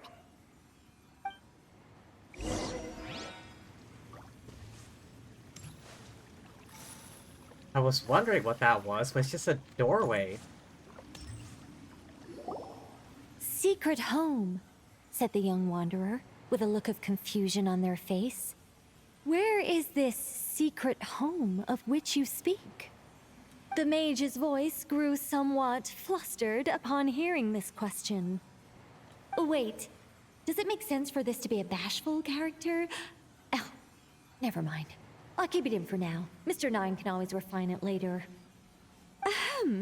It is rather rude to ask such questions of a mage, young one.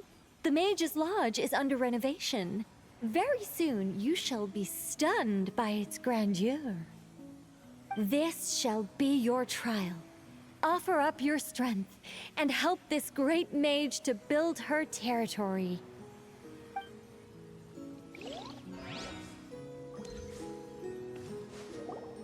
As the young woman continued forth, she noticed many exquisite statues dotting the mage's territory. "What are these?" she asked, puzzled. Oh, you're gonna head out? Movie night. Wicked 2. Oh. I've never seen that or the first one. But have fun with that. Thanks for stopping by. Hope you had fun. I know I did. But yeah, see you tomorrow. I think I'm gonna wrap up soon myself. I don't think this is an entire world quest or anything. These are all those who opposed me. They underestimated the power of a mage, and thus were turned to stone. I quite like that. A spur-of-the-moment addition, but dare I say it was a good one. A mage ought to be a powerful and dangerous figure. Danger lends a certain mystique, and without mystique, the world would be a very dim place. But turning people to stone at the drop of a hat? Is that too over the top? And no one wants to be around someone that capricious. Okay, I think I'll dial it back and turn it into more of a vague warning. Are we actually hearing this part? Upon hearing this, the youngster broke into a cold sweat. But then, the mage's laughter broke the silence. Did you fall for it? I was merely joking. These statues are just my way of capturing a certain moment in time. Anyway, statues. That's what I need your help with. The Mage's Lodge is feeling a little empty, and I should like to fill the space with some more adorable companions.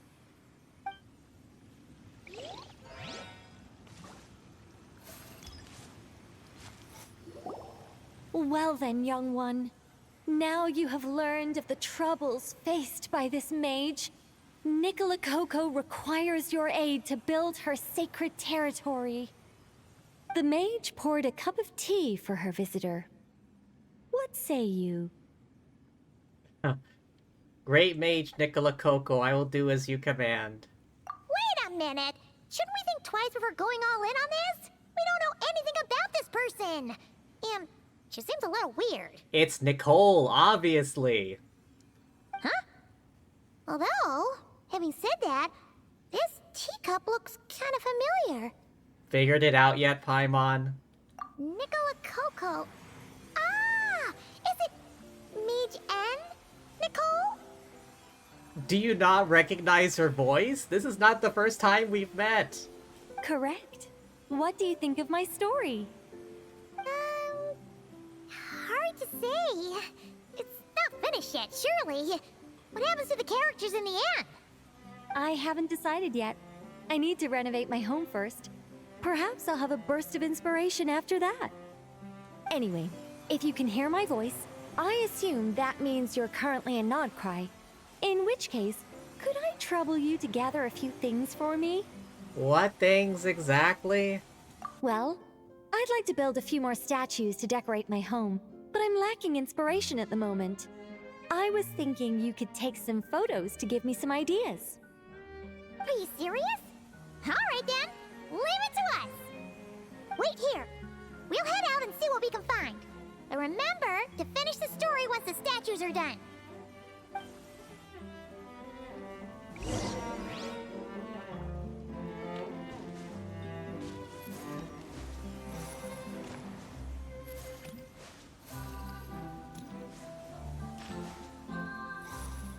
Wait.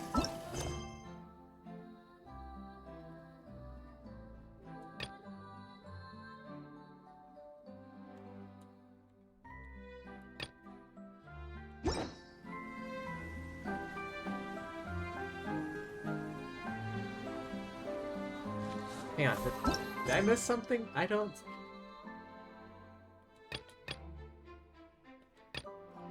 Ah, here. I didn't quite notice it at first. Alright, I think I'm gonna call it here. Did I have this? Okay.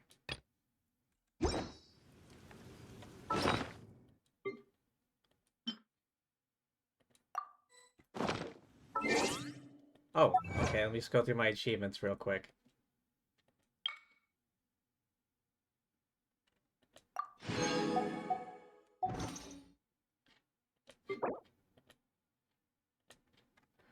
Alrighty, but yeah, I think I'm gonna call it here. It's been long enough.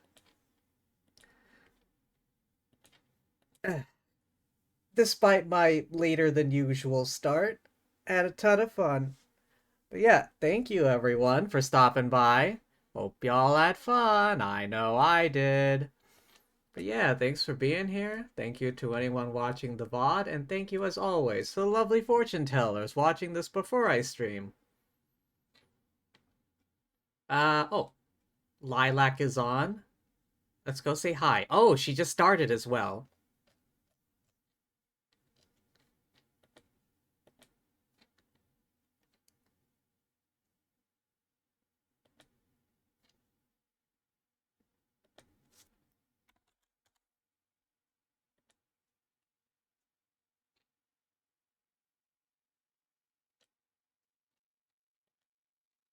Alrighty, but yeah.